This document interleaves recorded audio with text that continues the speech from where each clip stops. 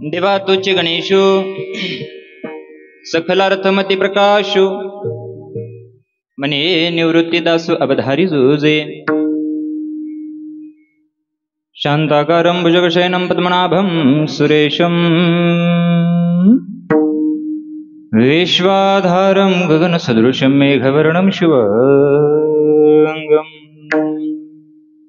लक्ष्मीकान्तं कमलनयनं योगिविरधानगम्यं वन्दे विष्णुभवभरणं सर्वलोकैकनाथं नमो विठ्ठलाय पांडुरंग नमो रुक्मिणी माऊली ज्ञानगंगा नमो पुंडलिका नमो चंद्रभागा नमस्कार माझा रुक्मिणी पांडुरंग पांडुरंग करू प्रथम नमन पांडुरंग करू प्रथम नमन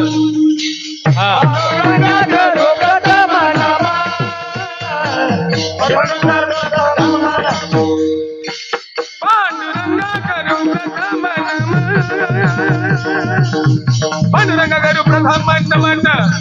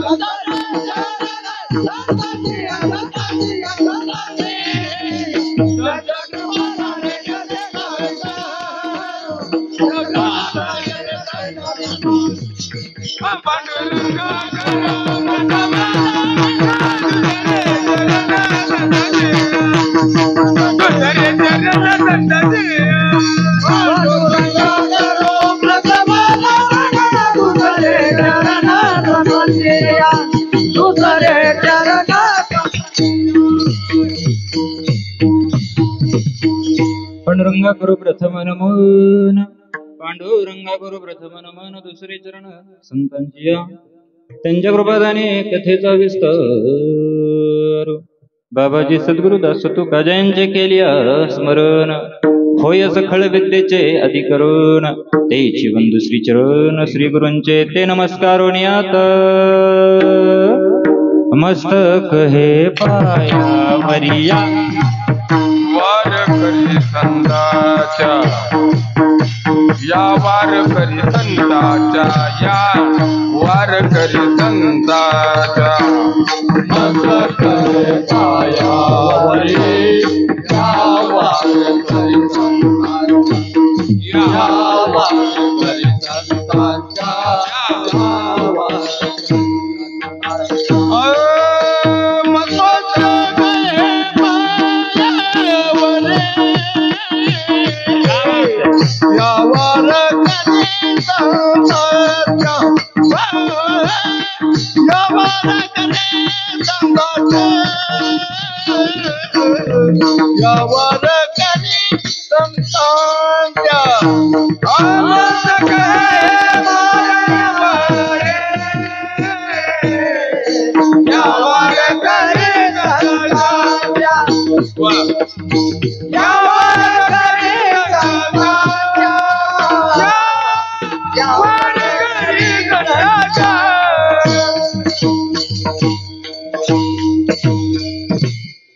मस्तक हे पायावरी या वार करी संतांची श्री संतांची माथ्या चरणावरी साष्टांग हे करी दंडवत शरण शरण हनुमंता शरण शरण हनुमंता तुम्हारो रामदूता तुम्हारो रामदूता तुम्हारो रामदूता तुम्हारो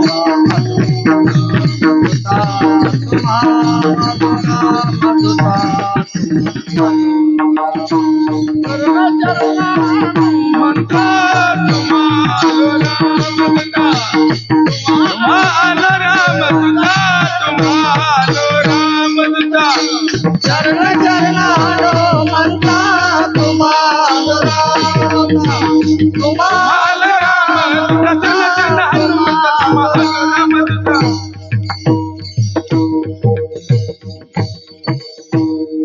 शरण शरण हनुमंता तुम्हा आलो रामदूता काय भक्तीच्या त्या वाटा मजदा बाग्या सुघडा हनुमंत महाबळी दाढी रावणाची जाडी विठ्ठल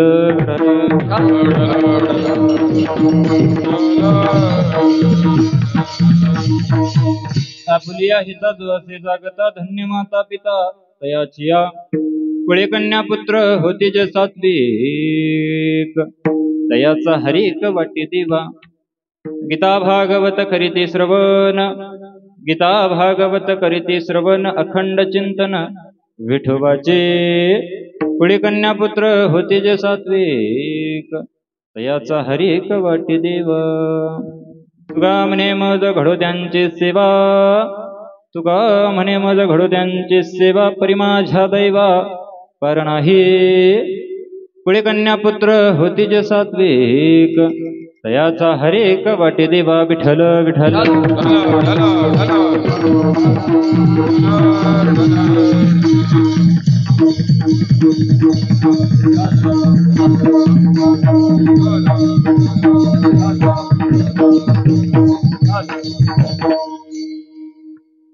प्रस्तुत प्राप्त प्रसंगी प्राप्त स्थळी कीर्तन रूपे सेवेकरता निवडलेला अभंग आवाज वाढवा सिस्टीम आला याचा थोडा. आता सगळ्यांचे कमी केले तरी चालतील. आता सगळ्यांचं काम झालंय वे. मी इथे एकटा आरडत बसू का? ऐक थोडासा आवाज इथं लिहिल असा कर्कश आवाज देऊ नका. फक्त ह्या माईकचा आवाज क्लिअर करा. इथं बसणाऱ्यांच्या काळजाला लागलं पाहिजे असं काहीतरी लावा. आवाज वाढवायचा बोलताना असा क्लिअर करून घ्या. प्रस्तुत प्राप्त प्रसंगी प्राप्त स्थळी कीर्तन रूपे सेवेकरता निवडलेला अभंग महान भगवत भक्त विश्ववंदे विश्वसंत असे असणारे देहनिवासी जगाचा संसार सुखाचा व्हावा म्हणून स्वतःच्या संसाराची राखरांगोळी करणारे असे असणारे देहूचे सुप्रसिद्ध साधू दुपारच्या 12 वाजता अंबाजी बुवानं खाटीनं मारावं. दुपारच्या 12 वाजता अंबाजी बुवानं काठीनं मारावं आणि संध्याकाळी त्यांच्याच दारात जाऊन उभं राहावं आणि म्हणावं, बुवा आज तुम्ही कीर्तनाला येत नाही ना, तर कीर्तनाला मजा नाही असे म्हणणारे वैराग्याचे महामेरू माझे जगद्गुरु तुकोबराय होऊन गेले. जगाचा माथा जाग्यावरती यावा. त्या दोन ह्याला मॉनिटरला आवाज द्या. जगाचा माथा जाग्यावरती यावा म्हणजे निगाता हा ग्रंथ लिहिला असे असणारे देहूचे सुप्रसिद्ध साधू जगद्गुरु तुकोबराय त्यांच्याच गाथ्यातील फार चरणाचा नाही 4 चरणाचा अभंग सेवेकरता निवडलेला आहे. या अभंगाच्या माध्यमातून जगद्गुरु तुकोबराय आई वडिलाला धन्यता देतात. नवे नवे आई वडिलाचं कौतुक करतात. पण तुकोबराय आई वडिलाचं कौतुक करतायत महाराज माहिती आहे, पण कोणत्या आई वडिलाचं कौतुक करतात याचं उत्तर देणारा हा अभंग आहे. विठ्ठल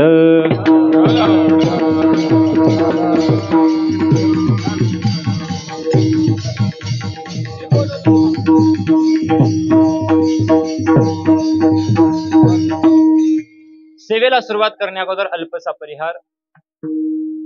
चालू असलेला अखंड हरिनाम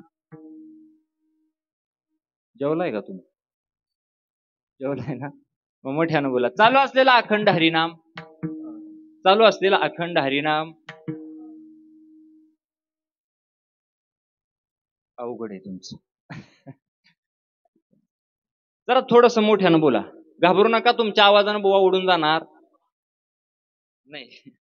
थोडस मोठ्यानं बोलायचं. चालू असलेला अखंड हरिनाम आणि वर्ष 14वे आणि 14व्या वर्षातील ती दुसऱ्या दिवसाची कीर्तन रूपी सेवा माझ्यासारख्या प्रामराकडे आली आणि या सेवेला इथपर्यंत येण्याचं काम त्यांच्यामुळं उपलब्ध झालं असे असणारी वारकरी सांप्रदायिक भक्त मंडळ श्री विठ्ठल रुक्मिणी विठ्ठल नगर व्यंकटेश्वर कॉलनी शेजारी डेक्कन मिल समोर जवाहर नगर इचलकरंजी माननीय श्री आबासो आप्पा पवार अध्यक्ष, माननीय नगरसेवक यांच्या माध्यमातून या कार्यक्रमाचा योग, त्याचबरोबर ज्यांच्यामुळे इथे येण्याचा योग आला ते पारायणाचे एक सुंदर असं गोड असं व्यक्तिमत्व असणारे कार्यकर्ते असणारे सचिन दादा असतील, त्याचबरोबर इथपर्यंत येण्याचा ज्यांच्यामुळे योग आला असे असणारे आमचे बंधुतुल्य आमचे मोठे भाऊ असतील राकेश दादा, संदीप दादा, त्यांच्या माध्यमातून या सेवेचा योग आला. प्रथमतः सर्वांच्या चरणाला गोड असा स्पर्श करतो. त्याचबरोबर सुंदर असे मृदंग सम्राट, मृदंग महामेरू, तुमच्याच गावचं रत्न, बरोबर आहे, इथलाच आहे ना, ऐका त्याच्यासाठी एकदा जोरात टाळी वाजवा. धन्य माता पिता दयाची. त्याचबरोबर नाव काय, यश, यश महाराज असतील. बऱ्याच कमी वयात तुम्ही बी यश गमावले. ऐका त्याचबरोबर माझ्यासोबत आलेले आमच्या वारकरी शिक्षण संस्थेचे अध्यापक मृदंग महामेरू, मृदंग सम्राट असे असणारे आमचे महादेवजी महाराज असतील. त्याचबरोबर आमच्यासोबत आलेले आमच्या वारकरी शिक्षण संस्थेचे प्राचार्य विजयजी महाराज चव्हाण सर, ते आज कीर्तनाला उपस्थित आहेत. त्याचबरोबर सुंदर असे गायनाचार्य बाबा, काय नाव आहे तुमचं, साताप्पा महाराज असतील. आणि त्याचबरोबर पलीकडे सगळे टाळकरी गोड असे असतील. इकडे दोन्ही गायनाचार्य, काय नाव आहे बाळा, देवदूत असेल. एवढं सुंदर एवढ्या वयात गायाचं म्हणजे सुखाचं नाही. ऐका सगळेच टाळकरी असतील. त्याचबरोबर कॅमेरामॅन असतील. सुंदर असा मोबाईल तुम्ही बी लावलाय आणि एवढं भव्य दिव्य स्वरूपाचं नियोजन करणारे. आणि त्याचबरोबर या गावामध्ये आमच्या गावातून काही उद्योगधंद्याकरता गाव सोडलं जातं आणि कुठेतरी गाव सोडल्यानंतरच माणूस यशाच्या शिखरावरती गेला जातो. त्याच परिसरातून आमच्या गावातील काही मंडळी असतील. सगळ्यांचं नाव घेणं काही शक्य नाही, पण सगळेच आज कीर्तनाला उपस्थित आहेत. त्याचबरोबर टाळकरी असतील, विनेकरी बाबा असतील आणि सिस्टीमवाले दादा तुम्ही जरा थोडीशी मला सिस्टीम द्या, बाकी काही करू नका. कारण सांगू, मला वाटतंय मी दुसऱ्यांदा आलोय. मागच्या वर्षी पण आलो होतो, मागच्या वर्षी पण असंच होतं, पण त्यानं जरा बऱ्यापैकी दिली ती. ह्या वर्षी माहिती ना तुम्हाला मी काय सांगतो. माझ्या कीर्तनात चांगली सिस्टीम तुम्ही दिली तर तुमच्या 4 मसनीच्या पुढल्या वर्षी 8 होणार. खरं सांगतो तुम्हाला. नाही चांगली दिली तर हाय ती बॉक्स बी उडणार. ऐकून जा. सुंदर अशी गोड अशी सिस्टीम आहे तुमची. कारण आपल्या कीर्तनाचा नियम आहे, माझं कीर्तन जर एखाद्याच्या दुकानाच्या वास्तुक शांतीला ठेवलं तर पुढल्या वर्षी त्याचं दुसरं दुकान होतं. तुम्हाला सर्वांना ज्ञात आहे. एखाद्यानं वास्तुक शांतीला कीर्तन ठेवलं की त्याचा मला फोन येतो, महाराज दुसऱ्या वर्षी तुझी तारीख पाहिजे. मी म्हणतो का रे बाबा, काय नाही, दुसऱ्या घराचा पाया काढलाय, वर्षात डबल होतं रे गड्या. ऐकून जा.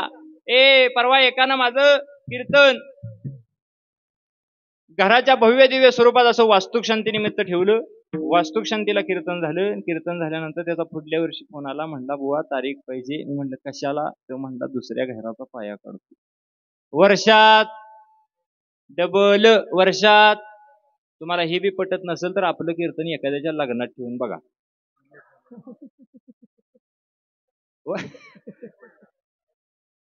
वर्षात डबल वे. एकीनं तर बरं गड्या घायला आणलेली आपली, दुसरीच्या नादाला लागायचं नाही. ऐकून जा. संसार फार दुःखाचा आहे गड्या, पण तो संसार सुखात. आवाज द्या ना याला थोडासा. संसार फार दुःखाचा आहे, पण तो सुखाचा करण्याचा प्रयत्न आपण करत असतो. ऐकून जा. पण जगद्गुरु तुकोबराय सांगतात, बस जगद्गुरु तुकोबराय सांगतात, हे गड्या संसारात पडल्यानंतर देवानं कौतुक करावंसं जर वाटत असेल तर पहिल्यांदा एक काम कर, आपली चांगली मुलं घडव. पोटाला येणारं संतान चांगलं घडव. ऐक रे गड्या, पोटाला येणारं लेकरू चांगलं संभाळ. महाराज, देवाचं भजन केलं तरी नाही चालल, नाहीच केलं तरी चालेल, पण पोरांकडे लक्ष दे. महाराज, तुम्ही सांगता तुमच्या पोरांनी काय केलं. जगद्गुरु तुकोबरांच्या पोरांनी काय केलं, कानाला हिसका देऊन ऐका गड्या. काय ताकद असते लेकराची, उगाच तुकोबराय धन्यता देत नाहीत. जगद्गुरु तुकोबराय वैकुंठाला निघून गेले आणि वैकुंठाला निघून गेल्यानंतर जगद्गुरु तुकोबरायांनी स्वतःच्या मुलीला सांगितलं नाही, भागीरथीला सांगितलं नाही, ये भागीरथी मी निघालोय, वैकुंठाला निघालोय, आता माघारी नाही येणार. भागीरथी गावाकडे आली. गावाकडे आल्यानंतर पाहते तर काय बाबा नव्हते. बाबा नव्हते म्हणल्यानंतर भागीरथी इकडं तिकडं पाहू लागली. आईला विचारलं. आईनं सांगितलं, बाळा बाबा वैकुंठाला निघून गेले. वैकुंठाला निघून गेले म्हटल्यानंतर भगीरथी सांगू लागली, मला न सांगता कशी काही निघून गेले. बाबा गेले कोणा गावा, भागीरथी करी धावा, भागीरथी करी धावा, भागीरथी करी धावा. बाबा गेले कोणा गावा, भागीरथी करी धावा, भागीरथी करी धावा, भागीरथी करी धावा. बाबा गेले कोणा गावा, भागीरथी करी धावा, बाबा गेले कोणा गावा, भागीरथी करी धावा, भागीरथी करी धावा, भागीरथी करी धावा. बाबा गेले कोण्या गावा, भागीरथी करी धावा, बाबा गेले कोण्या गावा, भागीरथी करी धावा, भागीरथी करी धावा, भागीरथी करी धावा. बाबा गेले कोण्या गावा आणि भगीरथी करी धावा. ऐकून जा. जगद्गुरु तुकोबराय निघून गेलेल्याची वार्ता कळाल्याबरोबर भगीरथीनं धावा केला. बाबा मला ना सांगता निघून कसे काय गेला, मला माघारी भेटायला या. भगीरथीनं हंबरडा फोडला आणि जगाच्या पाठीवर इतिहास घडला. वैकुंठाला गेलेली तुकोबराय भगीरथी सती माघारी आली. कुळीकन्या पुत्र होते जे सात्विक, अशी पोरं आली पाहिजे जन्माला. पण ज्या जगद्गुरु तुकोबरायने तुम्हा मला सांगावं, मी कायम कीर्तनात प्रश्न करत असतो, एखाद्या माणसानं तुम्हाला उपदेश करावा आणि उपदेश केल्यानंतर त्या माणसाचा तो उपदेश आपण ऐकावा. जगद्गुरु तुकोबरायने तुम्हा मला उपदेश करावा. हे बाळांनो ऐकून जा. तुमच्या हिताला जागा असणारं पोरग जन्माला घाला असं सांगितलेल्या तुकोबरायांनी तुम्हा मला सांगावं, तुकोबरायांचं आपण ऐकावं. तुकोबरायांचा अधिकार इतका मोठा आहे का? पहिली गोष्ट, बसलेले मला सांगून जा, जगद्गुरु तुकोबरायांचं आपण ऐकलं पाहिजे का? तुम्ही सगळ्यांची माईक बंद करत जा, बोलतो मी बोलताना आवाज सिटी मारतो. जगद्गुरु तुकोबरायांचं आपण ऐकलं पाहिजे का? ऐकलं पाहिजे. काल जन्माला आलेला पोरगा आपल्याच पोटाचं आहे, आपला ऐकत कुशाल नाही म्हणते. मी हाय तवर तर होय म्हणा. ऐकून जा. तुम्ही म्हणाल महाराज पोरं नाहीत ऐकत, पण जगद्गुरु तुकोबराय सांगतात पोरांना चांगले संस्कार द्या. मग चांगले संस्कार म्हणजे काय करावं? ऐकून जा. ज्या जगद्गुरु तुकोबरायांनी तुम्हा मला सांगावं, त्या जगद्गुरु तुकोबरायांचा अधिकार काय? ज्यावेळेस देवाने आपल्याला या मृत्यू लोकामध्ये पाठवलं त्यावेळेस आपल्या कपाळावरती लिहून टाकलं, तू जन्माला आलायस ना, तुला एक ना एक दिवस जायचंच आहे. मी असंच परवा एका गावाला सांगितलं, ऐका आलोयच तुमच्या गावाला, सांगू का तुमचं मरण? असं म्हणल्याबरोबर माणसं म्हणली सांगा. मी सहज माणसांना म्हणलं, या गावची माणसं 7 दिवसात मरणार आहेत. तुम्ही नव्ह असं म्हणल्याबरोबर अख्ख्या गावाला दुःख झालं, अख्ख्या गावानं मानाखाली घातल्या. अख्ख्या गावाला दुःख झालं, अख्ख्या गावानं मानाखाली घातल्या आणि अख्खं गाव रडायला लागलं. रडणाऱ्या गावाला मी सांगितलं, ये गड्या कशाला रडता, कोणालाही जगायला ह्या जगामध्ये प्रत्येकाला जायचंय, पण काहीतरी काम असं करून जायचं. तू का म्हणे एक मरणाची सरे आणि उत्तमाची उरे किरती मागे, असं काहीतरी काम करा. पण गावानं सांगितलं, महाराज आम्ही आता सगळे मरणारे, 7 दिवसातच मरणारे. सगळं गाव रडायला लागलं आणि रडणाऱ्या गावाला मी सांगितलं, हे गड्या नका रे रडू, कोणालाही जगायला. त्यावेळेस हे सांगत असताना अशीच पाठीमागं बसलेली म्हातारी खदा खदा खदा खदा हसायला लागली. आणि हसणाऱ्या म्हातारीकडे मी बघितलं. म्हातारीला मी म्हणलं, म्हातारी का हसतेस? अख्ख्या गावाला दुःख झाले, अख्खा गाव म्हणते 7 दिवसात मरणार आहे. सगळ्या गावाला दुःख झालं, सगळं गाव रडायला लागलं आणि तू एकटी का हसते? ती म्हणली, बुवा तू काय म्हणला? मी म्हणलं, काय म्हणलो? ती म्हणते, तू म्हणला का नाही या गावची माणसं 7 दिवसात मरणार आहे म्हणूनच हसत्या. मी म्हणलं, म्हणलो म्हणूनच हसते. अगं का हसत्यास? मी या गावची नव्हच. मग काय तू माग राहायचीस? जर जन्माला आलाय त्याला एक ना एक दिवस जायचंय. जगद्गुरु तुकोबराय सांगतात, असं काहीतरी कार्य करा की जेणेकरून तुकोबराय म्हणतात देवाला सुद्धा हेवा वाटला पाहिजे. उत्तमची उरे किरते मागे, उत्तमचे उरे किरते मागे, उत्तमचे सर जरा शिष्टी मारायला दिसतो.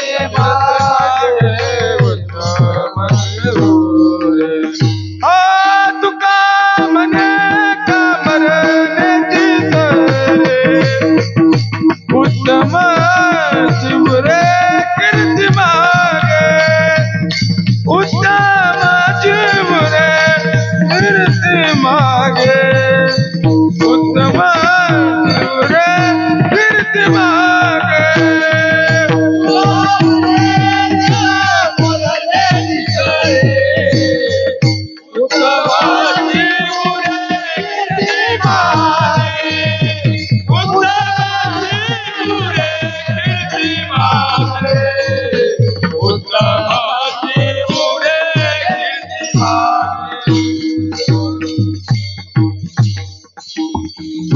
जगद्गुरु तुकोबराय सांगतात तुका म्हणे एक मरणाची सरे उत्तमाची उरे कीर्ती मागे. ऐकून जा तुकोबराय सांगतात असं जीवन जगा की जेणेकरून देवाला सुद्धा तुमचा हेबा वाटावा. असं काहीतरी जीवन जगा. जगद्गुरु तुकोबरायांनी तुम्हा मला सांगावं. इतकाच अधिकार तुकोबरायांचा मोठा नाही. 33 कोटी देवाची नावं घेतल्यानंतर 33 कोटी देवाची नावं घेतल्यानंतर यम घाबरत नाही. पण जगद्गुरु तुकोबरायांचं नाव घेतल्यानंतर यम घाबरतो. तुकाराम तुकाराम नाम घेता कापे यम. यम नावाची गोष्ट तुकोबरायांच्या नावानं फक्त कापत होती. झालंय का तुमचं? झालं की मला सांगा, म्हणजे मी घेतो उरकत. ऐका, बोलू नका. कीर्तनाला नाही आला तर पाप नाही. वाक्य घरी घेऊन जा. कीर्तनाला नाही आला तर पाप नाही. पण कीर्तनात आल्यानंतर आपल्यामुळे जर कीर्तनात विक्षेप झाला ना तर त्याच्यासारखं महापाप नाही, हे लक्षात ठेवा. म्हणून कीर्तनात नाही बोलायचं. झोपायचं असलं कुशाल झोपा म्हणते. याड लागले का यांना एवढा मोठा सप्ताह करायला 7 दिवस? असंच होतं. परवा आम्ही एक सप्ताह केला आणि त्या सप्त्याला अशी सगळी माणसं यायची. काल्याचं कीर्तन माझं होतं आणि पहिल्या दुसऱ्या दिवसापासून पूर्व मला सांगायला लागली, महाराज एक म्हातारी येत्या आणि म्हातारी पिंगत्या. मी म्हणलं बाळा जाऊ दे, कीर्तनात येत असेल, वय झाला असेल, जाऊ दे तिकडं. आता 4-5 दिवस निघून गेलेत. उद्या काल्याच्या कीर्तनात म्हातारी झोपायची नाही, दिवसा तर म्हातारी झोपायची नाही. असं म्हणल्यानंतर पोरं अशी त्या म्हातारीकडे बघतच होती. केव्हा म्हातारी येते? कीर्तनाला सुरुवात झाली आणि म्हातारीची एंट्री मंडपात झाली. म्हातारी आली, पोरं नुसती मला खून होत होती. बघा तीच म्हातारी आहे. माझं बी कीर्तनात ध्यान नाही, म्हातारीकडेच लक्ष होतं. आणि म्हातारी आली. म्हातारीनं असा खांब बघितला आणि अशी खांबाला टेकून बसली. घेतली नव्ह असे खांबाला टेकले आणि टेकल्यानंतर काल्याचं कीर्तन सुरू झालं आणि कृष्णाचं चरित्र मी सांगायला लागलो. आणि बघताय काय माझ्याकडे दिवसा म्हातारी झोपली. काल्याच्या कीर्तनात झोपल्यावर कीर्तन झालं आणि मला राग आला. राग आल्यानंतर मी म्हातारीकडे गेलो. म्हातारीला म्हणले, म्हातारे का ग गेली 4 दिवस झालं 6 दिवस झालं झोपत्या ती झोपत्या, काल्याच्या कीर्तनात सुद्धा झोपत्या, तुला काय वाटत नाही का ग? ती म्हणली का या 7 दिवसाच्या कालव्यातच माझी झोप लागती. लगा ह्यो कालवाय भुवांची काय डुसकी फिरली का काय? ऐकून जा. कीर्तन चांग होय अंग हरिरूप. जगद्गुरु तुकोबराय सांगतात, अरे ऐकून जा. तुमच्या जीवनाचा पहिला टप्पा जर तुम्ही चुकलात ना, पहिला टप्पा म्हणजे काय? पहिला टप्पा आहे जीवन जगत असताना संसार रूपे नावेमध्ये प्रत्येकानं बसावं आणि संसारात त्या नावेत बसल्यानंतर संसार करावा. आणि संसार करून जो परमार्थ करतो ना, साधूपेक्षा पहिलं स्थान त्या संसारिक जीवाला दिलं जातं. म्हणून संसार केला पाहिजे आणि संसाराचं दुःख सुद्धा घेता आलं पाहिजे. आता खरं सांगा, संसार चांगला आहे, सुखाचा आहे का दुःखाचा आहे? बाबा तुमचं काय म्हणणं आहे? कशाचं आहे? दुःखाचा आहे. ह्या वयात जेव्हा झालं नव्हतं तेव्हा कवा भेटायची एवढंच डोक्यात होत. आणि भेटल्यावर आता म्हणताय दुःखाचा. आपल्याला त्याच्यातला अनुभव नाही म्हणून विचारतोय तुम्हाला. ऐका, संसार दुःखाचा आहे, पण त्या संसारात पडल्यानंतर संसार सुखाचा करायचा म्हणजे काय? काय करायचं महाराज? सुखाचा करण्याकरता एक पर्याय आहे, बोलावा, पाहावा, करावा, जीव भावे. तुकोबराय सांगतात, बोलताना विठ्ठल बोला, बसताना विठ्ठल बोला. जगद्गुरु तुकोबराय सांगू लागले, पण महाराज केला संसार. आम्ही संसार केल्यानंतर संसार रूपी नावेमध्ये आम्ही बसलो गेलो आणि बसल्यानंतर आमच्या दोन्ही पत्नीला आणि मला 2 फुलं उमटली गेली, आम्हाला मुलं झाली. मुलं झाल्यानंतर आता आम्ही काय केलं पाहिजे? जगद्गुरु तुकोबराय सांगतात त्या मुलाला चांगले संस्कार दिले पाहिजे. पण महाराज, चांगले संस्कार म्हणजे काय?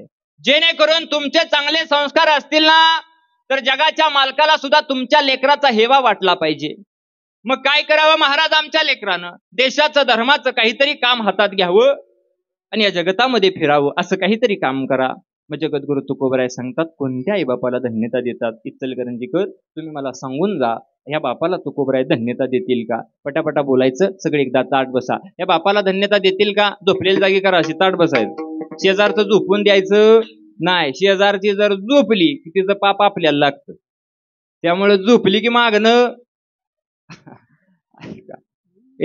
ऐकून जा. आणि प्रसंग असा होता, काय सांगत होतो मी? काय सांगा आता? कीर्तन सांगायलाच आलाय. विठ्ठल विठ्ठल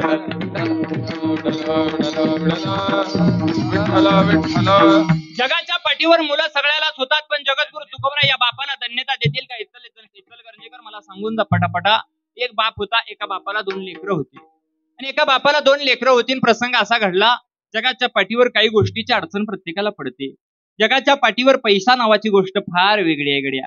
पैसा नावाची गोष्ट अशी आहे ना, जर तो पैसा नसेल ना, तर जवळचे सुद्धा आपले होत नाहीत गड्या. आपली माणसं सुद्धा जर खिशात पैसा नसेल तर ती लांब होतात. ऐकून जा, मित्र जोपर्यंत खिशात पैसा आहे तोपर्यंत आपल्या सानिध्यात आहे. ज्या दिवशी तुमच्या खिशातला पैसा संपेल, तुमची जवळची नाती, मित्राची नाती सुद्धा लांब होतील गड्या. कारण सब पैसे के भाई दिल का साथी कोई नाही. जगाच्या पाठीवर पैसा नावाचं माध्यम फार मोठं आहे. धनवंता लागे सर्व मान्यता आहे जगी. धनवान माणसाला मान मिळला जातो. पण महाराज, त्याच बापाला एके दिवशी 500 रुपयाची गरज पडली. पटापटा बोला. 500 रुपयाची गरज पडल्यानंतर प्रसंग असा घडला, त्या बापानं सांगितलं, जरा बाळ्या गावातल्या शेटजीकडे जा आणि शेटजीकडनं 500 रुपये उसनं घेऊन ये. किती रुपये? 500 रुपये उसनं घेऊन ये. 500 रुपये उसनं घेऊन ये म्हणल्यानंतर बापानं सांगितल्याबरोबर पोरगा उठला, धावत गावात गेला. पहाटेची वेळ होती, 8-8:30 वाजल्या होत्या आणि शेटजी असं झोपलं होतं. शेटजीचं दार बंद होतं. दारात गेला आणि पप्प्या दारात गेल्यानंतर शेटजीला हाक मारली, शेटजी हाय का घरात? आता शेटजी म्हणजे असा पैशेवान माणूस होता आणि सहसा पैशेवान माणसाला रातची झोप लागत आणि पहाटे लवकर उठत नाही. ऐकून जा, शेटजी असं निवांत झोपलं होतं. उन्हाळ्याचे दिवस होते, अंगावर कापडं नव्हती, काय नव्हती, लुंगी लावलेलं शेटजी असं माडीवर झोपलं होतं. कशावर झोपलं होतं? माडीवर. आणि माडीवर झोपलेल्या शेटजी वरती झोपलं होतं आणि गेलं. पप्प्यानं हाक मारल्याबरोबर शेटजीला जाग आली. शेटजीला जाग आल्यानंतर माडीवरून शेटजीनं असं खाली बघितलं. कोण आहे रे? कोण आहे म्हणल्यानंतर पप्प्या दिसला. पप्प्या दिसल्याबरोबर पप्प्याला विचारलं, का रे पप्प्या, कशाला हाक मारतोय? आता पप्प्या आलता कशाला? पैसे मागायला. पप्प्यानं शेटजीकडे बघितलं आणि शेटजीकडे बघितलेल्या पप्प्यानं, आता शेटजी म्हणजे काय माझ्यागत माईकच्या दांड्यागत असेल का? माझं कमरेचं उपरणं सुद्धा कमरेला राहत नाही. ऐकून जा, माणसाची अशी तब्येत असली की माणूस असा टप्पूच्या टप्पू जबरदस्त दिसायला असला की माणूस वजन पडतं का नाही? विचारा पोरांना. कालच्या कीर्तनात चोपदारानंच मला बाजूला टाकायला म्हटलं, हो की बाजूला महाराज याचा. अरे मी म्हटलं मी तर महाराज आहे. अवघड आहे सगळं. पण माणसाचा जर रुबाबदार महाराज असला की महाराज म्हणले आता डिरी पाहिजे, त्याला दाढी पाहिजे, गाडी पाहिजे, असा भारदस्त महाराज पाहिजे. आणि एवढं सगळं मला काही सुद्धा नाही. मग मी महाराज आहे का? कुशाल नाही म्हणते ती पोथराज आहे. मग अवघडच आहे. ऐका, पप्प्यानं शेटजीकडे बघितलं आणि शेटजीकडे बघितल्यानंतर पप्प्या खदा हसायला लागलं. आणि हसणाऱ्या पप्प्यानं शेटजीकडे बघितलं, पप्प्यानं खदा हसायला लागलं. आणि हसणाऱ्या पप्प्याकडे बघितल्यानंतर शेटजी म्हणले, कशाला हस तू पप्प्या? आता आलत कशाला? 500 रुपये उसनं मागायला. पप्प्यानं शेटजीला बघितलं आणि विसरूनच गेलं. पप्प्या म्हणला, शेटजी हसू नाही तर रडू बे. शेटजी म्हणले, का हसतोयस? काय नाही म्हणला, तुम्ही एवढं टप्पूच्या टप्पू ढोलच्या ढोल त्यात माडीव झोपलाय, मेला बिला तर जाळाय कसं न्याच? शेटजीला आता हे ऐकल्यावर गुदगुल्या झाली असतील. शेटजीला राग आला आणि शेटजी मला ह्याला बांधून ठेवा, ह्याचा बाप येऊ दे. बापाने विचार केला, सकाळी पप्प्या गेलाय अजून आला नाही, बाप्यानं सांगितलं हे बाळ्या गेलाय अजून आला नाही. बापानं सांगितलं हे पप्या जा रे जा. अजून सकाळी गेलेला पोरगा माघारी आला नाही. गेला पप्या धावत धावत धावत गेला. धावत धावत गेल्यानंतर शेठजीच्या दारात गेला. दारात गेल्यानंतर शेठजीला हाक मारली, शेठजी हाय का घरात? शेठजी म्हणले हाय हाय ये, तुझीच वाट बघित होतो ये. आता खरं सांगा ह्यो कोण होता? पटापटा बोला, हे कोण होता? त्याचाच भाऊ होता ना.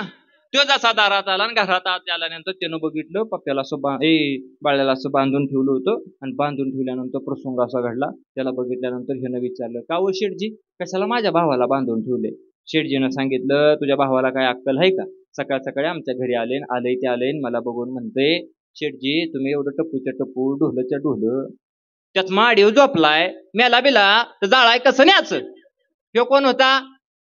त्याचाच भाव होता. तो म्हणला, शेठजी कशाला टेन्शन घेता, तुम्ही जर मेला ना तर तुमचं तुकडं तुकडं करायचं मगच जाळाय न्याच. शेठजीला राग आला आणि शेठजी म्हणले, ह्याचा बाप येऊ द्या, ह्याला बी बांधून ठेवा. दोघाला बांधून ठेवलं. दोघाला बांधून ठेवल्यानंतर इकडे शेठजी पप्याचा बाप वाट बघित होता. सकाळी गेलेत लेकरं, सकाळी गोपन बी तिकडं दगड बी तिकडं, माघारी कोणच आलं नाही. म्हणून स्वतः बाप उठला आणि विचारलं आता जातो शेठजीच्या घरला. बाप धावत धावत शेठजीच्या दारात आला आणि शेठजीला हाक मारली, शेठजी हाय का घरात? हाय का घरात म्हणल्यानंतर शेठजी सांगू लागले, हाय ना ये आत, तुझीच वाट बघित होती. आत गेल्यानंतर दोन्ही लेकरांना बांधून ठेवलं होतं. आता हे कोण होता? हा त्यांचाच बाप होता ना. तो गेल्यानंतर शेठजीने पोरं बांधून ठेवलेली बघितले आणि त्या बापानं प्रश्न केला, शेठजी कशाला माझ्या लेकराला बांधून ठेवले? कशाला बांधून ठेवले म्हणल्यानंतर सांगितलं, तुझ्या पोरांना काय अक्कल बिक्कल आहे का? सकाळी एक जण आलंय आमच्या घरला, आलंय ते आलंय मला म्हणतंय, शेठजी तुम्ही एवढं टप्पूच्या टप्पू ढोलच्या ढोल त्यात माडीव झोपलाय, मेला बिला तर जाळाय कसं न्याच? दुसरं आले आणि दुसरं म्हणतोय तुमचं तुकडं तुकडच करायचं आणि मगच जाळाय न्यायचं. आता ह्यो त्यांचाच बाप होता ना. ह्यो म्हणला, शेठजी कशाला पोरांचं मनाव घेताय, तुम्ही जर मेला ना तर माडीवच राखेलचा डबा होतो. अरे काय आता ऐकून जा, माझा दृष्टांत संपला. जगद्गुरु तुकोबराय या बापाला धन्यता देतील का? मोठ्यानं बोला, काय म्हणणं आहे तुमचं? नाहीत देणार गड्या. तुकोबराय या बापाला धन्यता देणार नाहीत. मग कोणत्या बापाला तुकोबराय धन्यता देतील? ऐकून जा, कोणत्या बापाला धन्यता देतात ना तुकोबराय, जगाच्या पाठीवर धन्यता नावाची गोष्ट फार मोठी आहे आणि माझ्या जगद्गुरु तुकोबरायांनी ती द्यावी. प्रसंग असा घडला, एक बाप होता. त्या बापाला तुकोबराय धन्यता देतील का नाही हे सांगून जा मला तुम्ही. एक बाप होता आणि बापाच्या कानावरती वार्ता आली. वारकरी होता बाप. बापाच्या कानावर वार्ता आली आणि बापाने विचार केला, काय वार्ता होती? तर पंढरीच्या पांडुरंगाची दिंडी आपल्या दारात येणार आहे, पंढरीच्या देवाची दिंडी आपल्या दारात येणार आहे. ही वार्ता कानावर आल्यानंतर आनंदाने उड्या मारू लागला तो बाप. उड्या मारणाऱ्या बापाच्या लक्षात आलं ही आनंदाची गोष्ट धर्मपत्नीला सांगावी. धर्मपत्नीला सांगितल्यानंतर दोघंही आनंदित झाले. विचार केला, पंढरीच्या पांडुरंगाच्या वारकऱ्यांची दिंडी आमच्या दारात येणार आहे. नवे इतका आनंद झाला, दोघंही आनंदाने उड्या मारू लागली. पण धर्मपत्नीने हाताला हात लावला आणि सांगितलं, मालक उद्या वारकरी येणार आहेत म्हणे. हो ग बाई, उद्या वारकरी येणार आहेत, पण महाराज आपल्या दारात आल्यानंतर त्यांच्या आंघोळीची सोय केली पाहिजे, जेवणा खाण्याची सोय केली पाहिजे. मालक ऐका ना, घरामध्ये मला तर वाटत नाही धान्याचं एक सुद्धा शीत शिल्लक असेल. महाराज वारकरी आल्यानंतर त्यांच्या आंघोळ पाण्याची सोय केली पाहिजे. पहिल्या काळात जर पाहुणा आला की त्याला काय विचारायचे? मोठ्यानं बोला. बोर झाला का तुम्ही? ऐकून जा. सिस्टीम जशी आवाज उडते, मला घाम फुटायला लागला यात. ऐकून जा. आणि मी खरं का बोलत नाही सिस्टीमवाल्याला? मी लय बोलत होतो पहिला. मी सिस्टीमवाल्याला पहिला एका मागच्या कार्यक्रमात मी सांगितलं, सिस्टीमवाले दादा तुमची जरा सिस्टीम चांगली आहे, फक्त जरा 2 बॉक्स खराब आहेत, 2 बॉक्स तेवढं बदला. पुढल्या वर्षी त्यानं मला सप्त्यातनच बदलला, सिस्टीम नाही बदलली. म्हणून मी नाही सांगत बसत. फक्त कसं होतं त्याच्यावर सगळा कार्यक्रम अवलंबून आहे. आज नाही, हे सकाळचं आता सकाळी झालंय दुसरं आहे. ऐका, काय होतं सिस्टीम जर चांगली नसेल ना, ही चांगलीच आहे, पण काय होतं आवाज ओढणारी सिस्टीमवर असं लक्ष पाहिजे माणसाचं, असं तरबेज माणूस पाहिजे. ऐकून जा.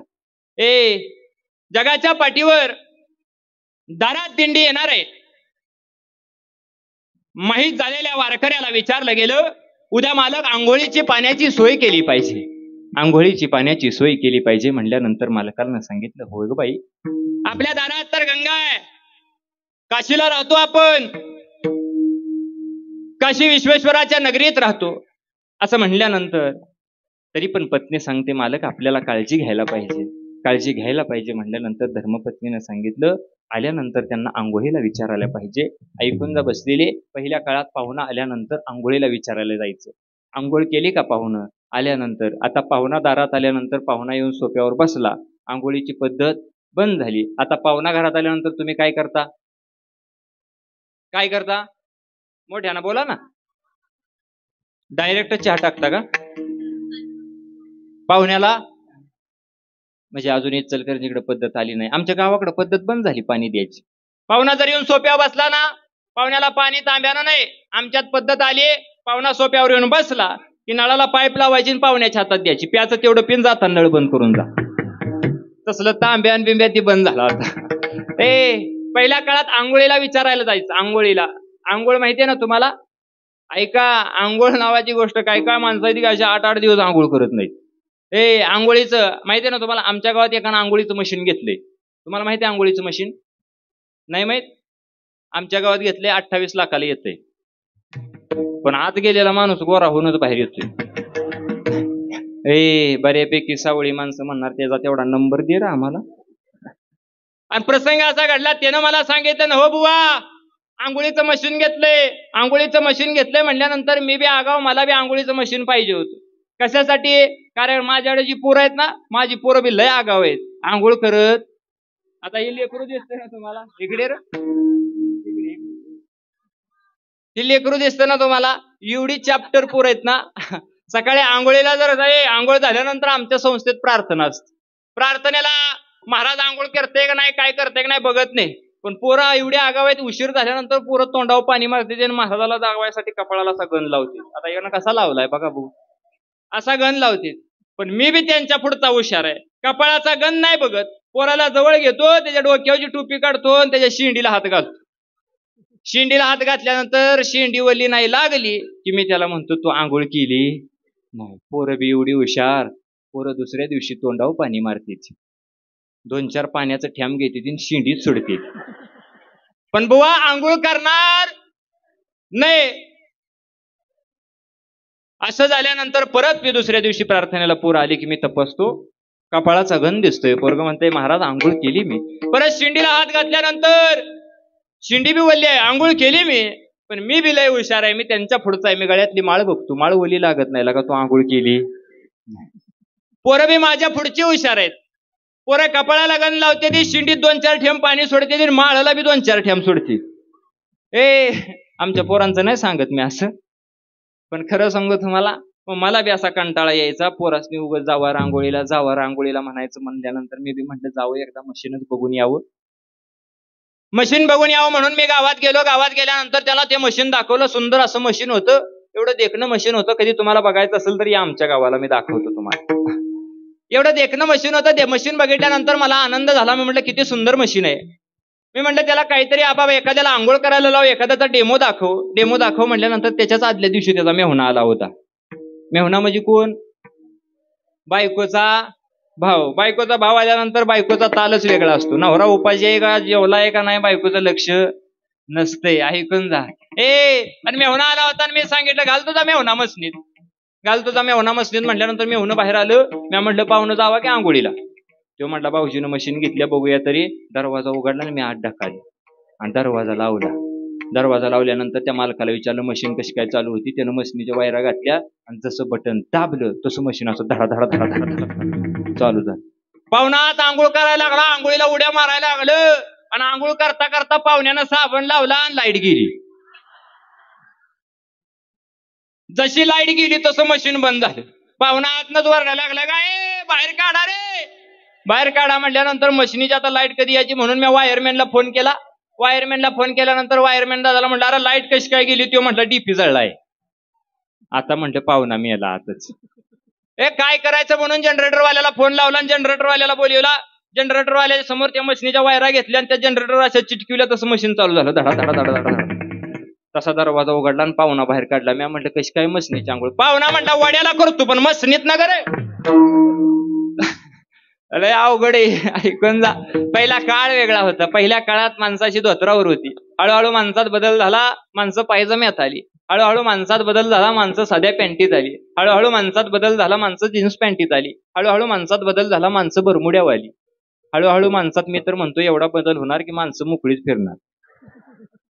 आपल्याला असा बदल करायचा नाही. आपल्याला कसा करायचाय?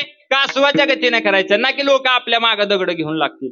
आपल्याला हळूहळू बदल करायचा. मग जगद्गुरु तुकोबराय सांगतात हे कोणत्या बापाला धन्यता देतात, कोणत्या मायेला धन्यता देतात, ऐकायचंय तुला? ऐक.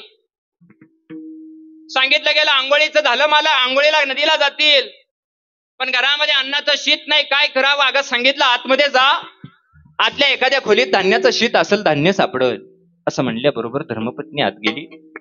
आत गेलेल्या पत्नीनं इकडं तिकडं पाहिलं आणि पाहिल्यानंतर प्रसंग असा घडला. धर्मपत्नीनं पाहिलं अन्नाचं एक शीत सुद्धा नाही. उतरंड लावली होती, उतरंडीत पाहिलं तर अन्नाचं शीत नाही. नवऱ्याला आतमध्ये बोलवलं आणि सांगितलं मालक घरामध्ये अन्नाचं एक शीत सुद्धा नाही मालक. तुम्ही म्हणता ना उद्या दारात दिंडी येणार आहे, मालक ऐका ना काय करायचं वारकऱ्यांना जेवायला घालायला. त्या वारकऱ्याने विचार केला. तो वारकरी साधा नव्हता. तो वारकरी पंढरीनाथाचा वेडा वारकरी होता. नवे नवे काशी विश्वेश्वराचा वेडा वारकरी होता. त्या वारकरीने विचार केला. त्या वारकऱ्याचं नाव होतं कबीरजी. कबीरजींच्या लक्षात आलं घरामध्ये अन्नाचं शीत नाही. कबीरजींनी हात जोडले गेले आणि पंढरीच्या पांडुरंगाचा धावा केला आणि सांगितलं हे देवा कुठे चुकले रो मी. रात्रंदिवस देवा तुझं भजन केलं मी आणि माझ्या घरामध्ये आता वारकरी येत आहेत, माझ्या घरामध्ये अन्नाचं एक सुद्धा शीत नाही. ए देवा काय इतकी परीक्षा पाहतो, अन्नाचं शीत नाही, काय करावं? दोन्ही नवरा बायकोच्या डोळ्यात पाणी आलं रेगड्या. दोन्ही बायकोच्या आणि नवऱ्याच्या डोळ्यात पाणी आलं आणि नवरा बायको रडायला लागले. डोळ्यातलं पाणी घालावर आलं आणि नवरा बायको रडायला लागले. रडणाऱ्या बायकोन आणि नवऱ्यानं एकमेकांकडे पाहिलं आणि विचारलं काय करावं, काय करावं? हे ऐकताच बाहेर गेलेला मुलगा घरात येता झाला आणि घरात येता झालेल्या मुलानं माय बापाच्या डोळ्यातलं पाणी पाहिलं. आईला विचारलं आई का रडते? आई का रडते म्हणल्यानंतर आई सांगू लागली काही नाही बाळा. बापाच्या डोळ्यातलं पाणी पाहिलं आणि बापाला विचारलं गेलं बाबा काय झालं बाबा, कशा करता रडता बाबा? त्यावेळेस तो बाप सांगू लागतो हे बाळा उद्या आपल्या दारात संत येणार आहेत, उद्या आपल्या दारात दिंडी येणार आहे आणि त्या दिंडीला जेवण घालायला आपल्या घरात अन्नाचं एक सुद्धा शीत नाही रे शिल्लक, याच्याकरता रडतोय. असं म्हणल्याबरोबर कबीरजींच्या मुलाच्याही डोळ्यात पाणी आलं.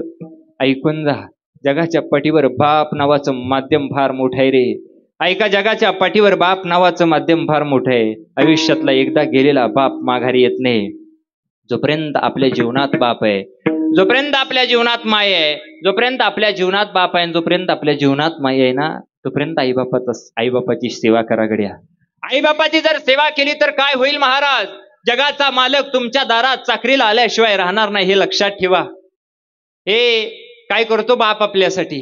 कधी तर झोपलेल्या बापाच्या पायाजवळ जा, बापाच्या पायाचं अंतरून बाजूला करा आणि बापाच्या पायाचं अंतरून बाजूला केल्यानंतर त्या बापाच्या पायाला पडलेल्या चिरा कधी तर पहा. त्या चिरा पाहिल्यानंतर तुमच्या लक्षात येईल रात्रंदिवस कष्ट करतो, रात्रंदिवस पळतो, तो आमच्या जीवनातला बाप आहे. पळता पळता माझ्या बापाच्या पायाला भेगा पडल्या गड्या, तरी माझ्या बापाकडे माझं लक्ष नाही. मुलगा 10वीला पहिल्या क्रमांकाने आल्यानंतर जवळ घेऊन मटा मुके घेणारी माय प्रत्येकाच्या लक्षात राहिली रे. पण ऐकून जा, जगाच्या पाठीवर 11वीला गेलेल्या मुलाची कॉलेजची फी घेऊन हातात उभा राहणारा बाप मात्र आपण विसरत चाललोय, हे लक्षात ठेवा.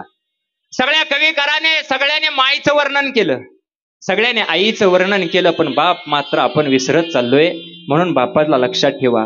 काय करतो आपल्या बाप? कधीतरी बापानं अंगातला शर्ट काढला ना तर त्या बापाच्या अंगावरचं बनेल बघा घड्या. त्या बापाच्या अंगावरचं जर बनेल पाहिलं ना तर त्या बापाचं बनेल फाटकय रे. का फाटकय? तो बाप नवीन घेऊन घालू शकतोय रे, पण तो बाप विचार करतो शर्टाच्या आतलं बनेल कोण बघतय रे गड्या? माझं लेकरू मोठं झालं पाहिजे, माझा पोरगा शिकला पाहिजे, म्हणून बाप 1 रुपयाच्या ब्लेड मध्ये 4 वेळा दाढी करतो. तुमच्या आमच्या जीवनातला बाप आहे, हे लक्षात ठेवा. आयुष्यात जोपर्यंत बाप आहे ना, काय करतो बाप? एखाद्यानं खिशाचा जर पेन मागितला तर माणूस पेनाचं टोपण आपल्या जवळ करतो आणि पेन पुढं करतो. कशा करता? टोपणाच्या आशेनं पेन माघारी मिळेल. पण जगाच्या पाठीवर बाप नावाचं माध्यम असं आहे रे. जगाच्या पाठीवर बाप नावाचं माध्यम असं आहे. जिवंत हाडा मासाचा गोळा 18-20 वर्ष सांभाळतो, पण दुसऱ्याच्या ताब्यात हसत हसत दान देऊन टाकतो ना, तो तुमच्या आमच्या जीवनातला बाप आहे हे लक्षात ठेवा. लेकीला माहेर कुठपर्यंत आहे? जोपर्यंत माहेरात बाप जिवंत आहे ना, तोपर्यंत लेकीला माहेरात बाप जिवंत आहे हे लक्षात ठेवा. एकदा माहेरातला बाप निघून गेला ना, नाही त्या लेकीला कोण विचारत गड्या. एकदा आई आणि बाप माहेरातला निघून गेला तर त्या लेकीला चप्पल सोडायला सुद्धा जागा माहेरात शिल्लक राहत नाही हे लक्षात ठेवा. म्हणून आयुष्यातला बाप सांभाळा रे गड्या. बाप फार मोठे आहे. काय करतो बाप? कधी तर लेक माहेरी गेली ना, माहेरला गेलेल्या लेकीला थरथरत्या हातानं काठी टेकत टेकत बाहेर जातो ना, आतमध्ये घेऊन येतो आणि आलेल्या लेकीला खाटवर बसवतो आणि त्या लेकीचे मठा मुख्य घेतो आणि पहिला प्रश्न विचारतो, ए ताईडे, तुझ्या संसाराला तर काही कमी नाही ना ग? ज्या दिवशी बाप मरून जातो ना, त्या दिवशी आपल्या जीवनात हा प्रश्न सुद्धा संपून जातो. आपल्या संसाराची काळजी घेणारा दुसरा फक्त बापच असतो हे लक्षात ठेवा. आयुष्यातला गेलेला बाप नाही माघारी येत. लेक 10-5 मिनिटं थांबते, माघारी जायला निघाली ना, तो बाप सांगतो, थांब ना ग ताईडे थोडा वेळ. त्यावेळेस ती लेक सांगते, बाबा गेलं पाहिजे मला. त्यावेळेस बाप सांगतो, ए म्हातारे, परवा चटणी केली ना ग आपण, ती चटणी काढ ग आणि घाल ग माझ्या ताईडीच्या पिशवीत. हे म्हातारे, त्या खोटच्या खाली कांदा आहेत ना, ते कांदा काढ ग आणि घाल ग माझ्या ताईडीच्या पिशवीत. हे म्हातारे, लसूण आहे ना, तो घाल ग माझ्या ताईडीच्या पिशवीत. तुमच्या आमच्या संसाराला चटणी आणि कांदे पुरवतो ना, तो तुमच्या आमच्या जीवनातला बाप आहे हे लक्षात ठेवा. आयुष्यातला बाप गेला की नाही माघारी येत. 10x10च्या खोलीत त्या मायबापाने 5-5 लेकरांचा सांभाळ केला रे. पण लक्ष देऊन ऐका गड्या, आज 7,000 स्क्वेअर फूटचा बंगला आहे पोराचा, पण मायबापाला 10x10ची खोली त्या बंगल्यात देऊ शकत नाही. ही महाराष्ट्राची शोकांतिका आहे. कुत्र सांभाळायला जितका खर्च येत नाही ना, तितका सुद्धा खर्च मायबाप सांभाळायला येत नाही हे लक्षात ठेवा.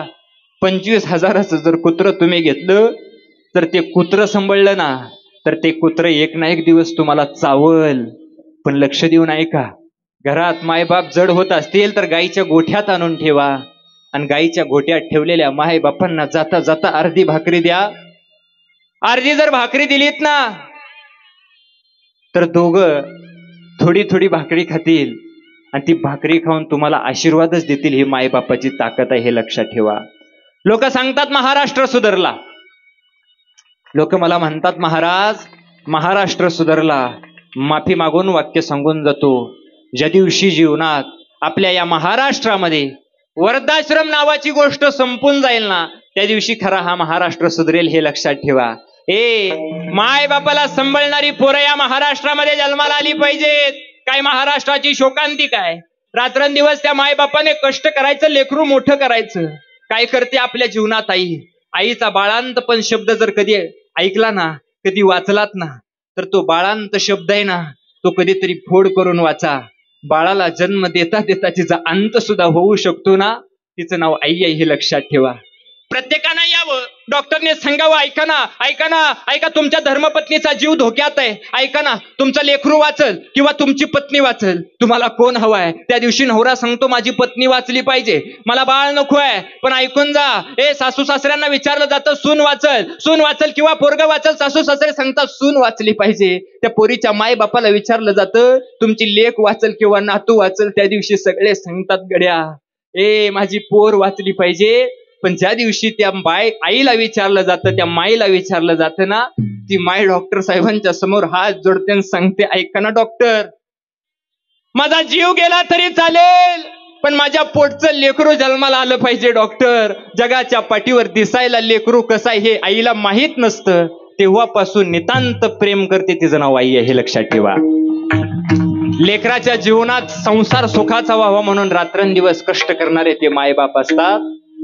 म्हणून आई बाप सांभाळा गड्या. तू म्हणाल, महाराज तुला कस काय इतका अनुभव आहे? आई आणि बाप गेल्यानंतर काय दुःख होतं ना, हे सगळं दुःख भोगलेला महाराज आहे मी. नका माझ्या वयावर जाऊ. ऐकून जा, गेली 6-7 वर्ष झालं मी वारकरी शिक्षण संस्था चालवतो. माझ्याकडे ही लेकरं आहेत ना, ह्या लेकरामध्ये कुणाला आई नाही, कुणाला बाप नाही गड्या. लहानपणी आईबाप गेल्यानंतर काय दुःख होतं ना, ज्याचं जळतं ना त्यालाच कळतं, हे लक्षात ठेवा. आणि कबीरजींच्या समोर कमालजी उभा आहेत, कमालजी सांगतायत, बाबा ऐका बाबा, दारात संत जेवले पाहिजेत ना बाबा. एक काम करू ना बाबा, गावातल्या वाणी दादाकडे जाऊ आणि वाणी दादाला सांगू, ऐका ना, आमच्या घरी संत येणार आहेत, संतांना जेवायला घालायचंय, पोटभर अन्न घालायचंय, आम्हाला तुमच्या दुकानातून किराणा द्या. त्यावेळेस कबीरजी सांगतात, ए बाळा, वाणी दादाची पहिलीच उधारी देणं बाकी आहे, नाही तो द्यायचा आपल्याला उधार.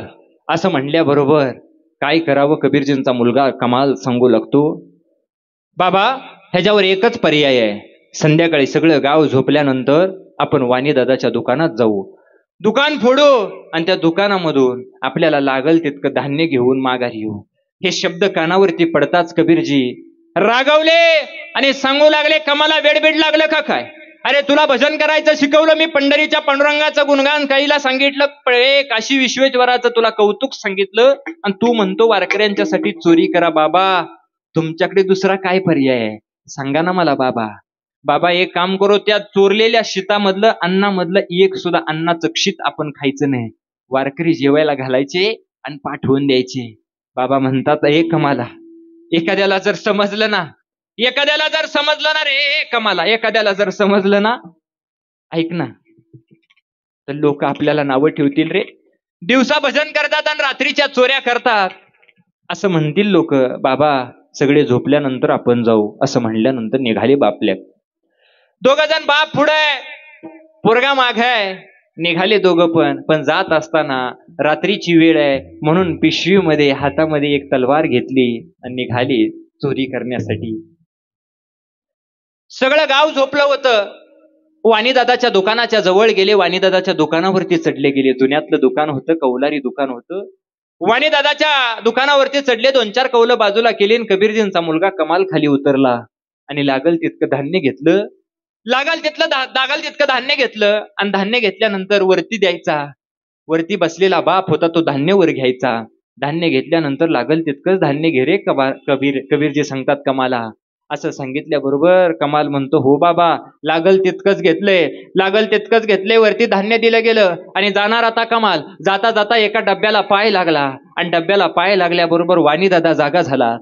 वाणीदादा जागा झाला तोपर्यंत कमालजींचा मुलगा असा, ऐकून जा, कबीरजींचा मुलगा असा कमाल वरती निघाला होता. जात असताना हात वरती होते आणि निघाला वरती. त्या दुकानाच्या कौलारूतून वरती निघाला गेला, पोटापर्यंत वर आला आणि वर आल्यानंतर वरती येत होता तोपर्यंत पाय खाली लोंबकळ होत होते. तोपर्यंत वाणीदादाने पाहिलं, इकडं तिकडं पाहिलं, दुकानात कोण दिसत नाही. समोर पाहतो तर 2 पाय लटकते. काय करावं, धावत धावत गेला, दोन्ही पायाला घट्ट मिठी मारली. दोन्ही पायाला घट्ट मिठी मारल्यानंतर वाणीदादा खाली ओढू लागला. खाली ओढू लागलेल्या वाणीदादाला कबीरजी सांगता, ए कमाला, ये ना वरती, काय झालं, ये ना पटकन, घरी जायचंय बाळा, ऐक ना, ये ना पटकन वरती.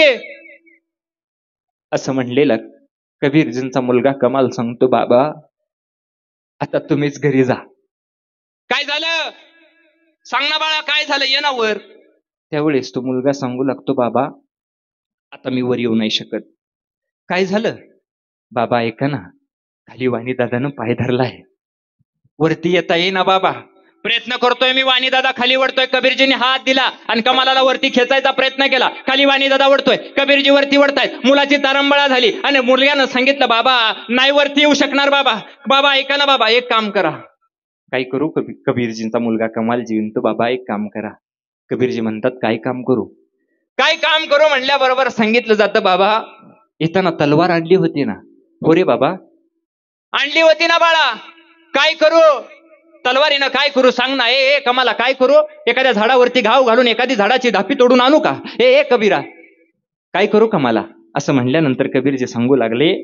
कबीरजींचा मुलगा कमाल सांगतो, बाबा दुसरं तिसरं काही नका करू. मग काय करू सांग ना, बोल ना पटकन. वाणीदादा खाली ओढतोय. ऐक रे बाळा, जर वाणीदादाच्या जर तावडीत आपण सापडलो ना, तर अख्ख्या गावात आपली बदनामी होईल.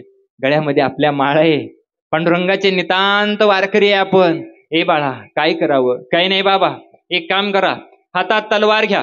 घेतलेली तलवार आहे ना बाबा, काय करू सांगणार आहे कबीर? ए कमाला, असं म्हणल्यानंतर कबीरजी सांगतात, बोल ना बाळा. त्यावेळेस कमाल सांगू लागतो, बाबा आता काही करू नका, हातात तलवार घ्या, एका हातात तलवार घ्या आणि एका हातात माझ्या डोक्याचे केस पकडा.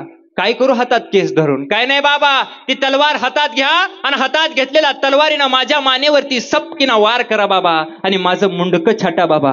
हे शब्द बापाच्या कानावर पडतात. बाप म्हणतो, वेडा झाला का काय रे? ए बाळा, जगाच्या पाठीवर सगळं सुख वेगळं आहे. अरे ए लेकरा, रात्रंदिवस पळतोय ना, तुझ्या करता पळतोय. ए बाळा, नाही शक्य व्हायचं माझ्याकडून. बाबा ऐका ना बाबा, तुमच्या पायाला हात लावून सांगतोय बाबा, कारण वाणी दादानं जर मला खाली ओढलं ना आणि वाणी दादाच्या जर तावडीत मी सापडलो ना बाबा, तर बाबा हा मुलगा कोणाचा आहे हे वाणी दादाला समजल. बाबा एक काम करा, माझं मुंडकं छाटा. अरे बाळा, मुंडकं छाटल्यानंतर काय होईल? काय नाही बाबा, ते मुंडकं हातात घ्या आणि घरी निघून जा. ऐका ना बाबा, जर माझ्या शरीराचं जर मुंडकं बाजूला झालं तर वाणी दादाच्या तावडीत हे धड पडेल आणि या धडाला मुंडकं नसल्यामुळं वाणी दादाच्या लक्षात येणार नाही हे शरीर कोणाचं आहे. काय मुलगा असेल गड्या, काय पुण्य केलं असेल कबीरजींनी. असा मुलगा पोटाला आला की सांगतोय, ऐका माझं मुंडकं कापा बाबा. कबीरजींचा नाविलाज झाला. कबीरजी म्हणतात, बाळा माझ्याकडून हे शक्य होणार नाही. कबीरजींचा मुलगा कमाल सांगू लागतो, बाबा हा एकच पर्याय आहे, छटाना माझं मुंडकं बाबा, घाला माझ्या मुंडक्यावरती घाव. बाबा आवरानं पटकन. जगाच्या पाठीवर कोणता बाप असा असेल रे गड्या, स्वतःचं लेकरू समोर आहे आणि स्वतःच्या लेकरू सांगतंय, बाबा माझं मुंडकं छाटा.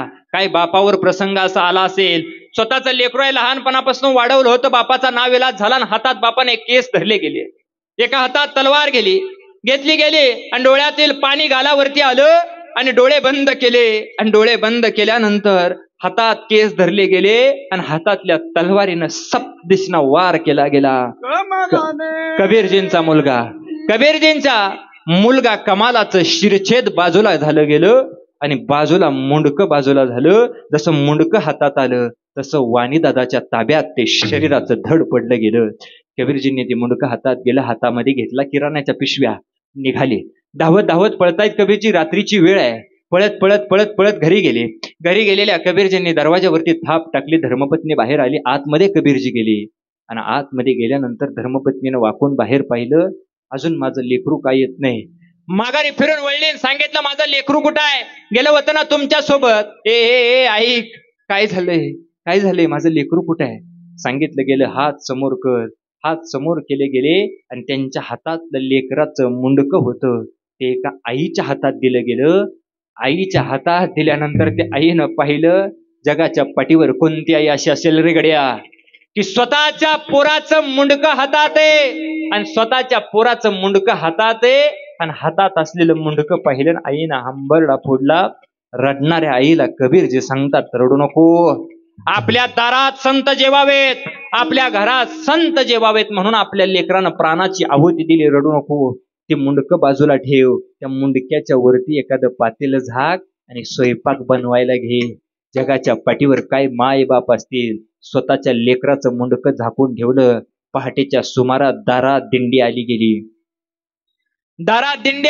आनंद झाला त्या मायबापाला. दारात दिंडी आहे पण मनामध्ये दुःख आहे, स्वतःचं लेकरू गेलंय. दारात दिंडी आली, स्नान झालं आणि दिंडी भजनाला बसली. भजन झालं गेलं. भजन झाल्यानंतर भोजनाचं निवेदन झालं. भोजन झाल्यानंतर दिंडी माघारी जायला निघाली आणि माघारी जायला दिंडी निघाली असताना कबीरजी सांगतात, चला वारकऱ्यांना सांगतात, तुम्हाला वाट लावून येतो म्हणल्यानंतर प्रसंग असा घडला. निघाले वारकऱ्यांच्या सोबत, पण जात असताना इकडं ते शरीर वाणीदादाच्या तावडीत सापडलं होतं. वाणीदादाने ते शरीर राजाला दिलं होतं. राजानं सांगितलं, हे शरीर चोऱ्या करतय ना, याला सुळावरती द्या. वर चौकामध्ये सूळ आखला गेला आणि त्या सुळावरती असं शरीर लटकवलं होतं. तोपर्यंत दिंडी येत होती आणि त्या दिंडीला पाहिल्यानंतर कबीरजींचा मुलगा सुळावरती होता आणि त्या कमालाने शरीराला मुंडकं नसताना सुद्धा त्या दिंडीचा आभास झाला. त्या दिंडीचा आभास झाल्याबरोबर दोन्ही हात त्या शरीराने वरती केले. त्या शरीराला मुंडकं नाही पण दोन्ही हात वरती करून श्री संतांची माथा चरणावरी, माथा नसताना सुद्धा हात जोडून ते साष्टांग दंडवत घालते. प्रत्येक वारकरी म्हणत होता, कोणाचं लेकरू असेल, कोणाचं पोरगा असेल, सगळा वारकऱ्यांचा विषय चालू होता. तोपर्यंत कबीरजींनी ते दृश्य पाहिलं आणि कबीरजींच्या डोळ्यातलं पाणी गालावर आलं. आणि कबीरजींनी रडायला सुरुवात केली आणि रडणाऱ्या कबीरजींच्या पाठीवर कोणीतरी थाप टाकली. कबीरजींनी ओळून पाहिलं तर वयस्कर बाबा होते, एक वारकरी होते. त्या बाबांनी विचारलं, ए कबीरा, कोणाचं लेकरू असेल? अरे शरीराला मुंडकं नाही तरी सुद्धा वारकऱ्यांना नमस्कार घालतय, दंडवत घालतय, कोणाचं लेकरू असेल? कबीरजी सांगतात, बाबा दिंडी चालली ना पुढं, चला तर तुम्हाला वेळ होते, कोणाचं का पोरग असे ना. ए कबीरा, कशासाठी विचारतोय माहितीये तुला? कशासाठी विचारतोय? असं म्हणल्याबरोबर कबीरजींना ते वारकरी बाबा सांगतात, अरे विचारतोय एकाच गोष्टीसाठी, कारण या लेकराचं जर मुंडकं त्याच्या घरच्यांकडे असेल ना, जर मी ते मुंडकं हातात घेऊन त्या शरीराला जर लावलं ना, तर झोपेतून उठल्यासारखं ते लेकरू उठून बसत. बाबा काय सांगताय? असं शब्द कानावर पडल्यानंतर कबीरजी सांगतात, बाबा तो मुलगा माझा आहे बाबा, तुम्ही त्याला जिवंत करू शकाल बाबा, तो मुलगा माझा आहे, लेकरू माझा आहे बाबा. असं म्हणल्याबरोबर प्रसंग असा घडला, कबीरजी धावत धावत घरी गेले, ते मुंडकं घेतलं गेलं, पळत पळत आले, त्या बाबांच्या हातात दिलं. अख्खं गाव बघत होतं. सुळावरचं ते धड खाली काढलं गेलं आणि सांगितलं, बाबा लावा ना मुंडकं त्या शरीराला. हातात मुंडकं घेतलं आणि त्या बाबाने ते मुंडकं त्या शरीराला लावलं. झोपेतून पोरग उठावं असं पोरग उठून बसलं. ऐकून जा, पंढरीचा पांडुरंग आहे ना, त्या लेकराला उठवून बसवू शकतो. नव्हे प्रसंग असा घडला, पाठीवरती थाप टाकणारा तो वारकरी नव्हता, माझा विटेवरचा मालक आला होता. ज्याने, ज्या पोरानं जिवंतपणे आपल्या माय बापाला पंढरीच्या पांडुरंगाचं दर्शन करून दिलं ना, त्या लेकराला जगद्गुरु तुकोबराय धन्यता देतात. अभंगाचं पहिलं चरण.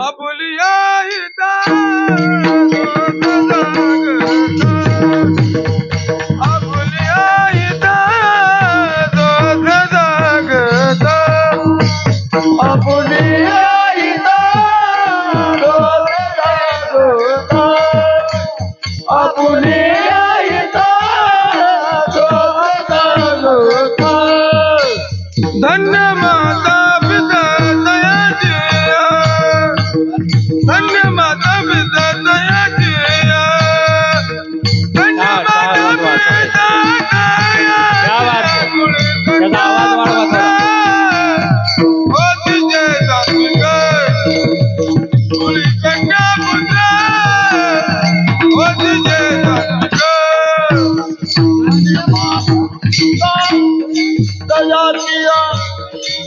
माता पिता दयाचिया, कुळी कन्या पुत्र होती जे सात्विक, कुळी कन्या पुत्र होती जे सात्विक. जगद्गुरु तुकोबराय सांगतात, आवाज वाढवायचा. जगद्गुरु तुकोबराय सांगू लागले, आपुलिया हिता जो असे जागता, आणि धन्य माता पिता तयाच्या आई वडिलाला तुकोबराय धन्यता देतात. पण जगद्गुरु तुकोबरायने आई वडिलाला धन्यता दिली, पण आई वडिलाला धन्यता देत असताना जगाच्या पाठीवर आई वडील होणं सोपं आहे, पण पोटाला चांगली संतान घालणं फार अवघड आहे. तुकोबराय सांगतात, आपुलिया हिता जो असे जागता आणि धन्य माता पिता तयाची. मग कोणाच्या आई वडिलाला तुकोबराय धन्यता देतात? ज्याचं लेकरू देशाचं धर्माचं कार्य करतं. नव्हे ज्या लेकराला मायबापाने जगायला, वागायला आणि मरायला शिकवलं ना, ऐकून जा, त्या लेकराच्या मायबापाला तुकोबराय धन्यता देतात. कबीरजींचा मुलगा कमाल होता, जगायला चांगला होता, वागायला चांगला होता आणि मरायला सुद्धा चांगलाच होता, म्हणून कबीरजींना धन्यता दिली. धन्य माता पिता तयाच्या. आणि आपुलिया हिता, हित म्हणजे काय? हित ते करावे देवाचे चिंतन. जो पोरगा देवाचं चिंतन करतो त्या लेकराला आई वडिलाला तुकोबराय धन्यता देतात. पण घरात देवपूजा असली तर त्याला देव माहित असेल. हित ते करावे देवाचे चिंतन. देव पुजता का तुम्ही? ऐका, देव पुजता बसलेले?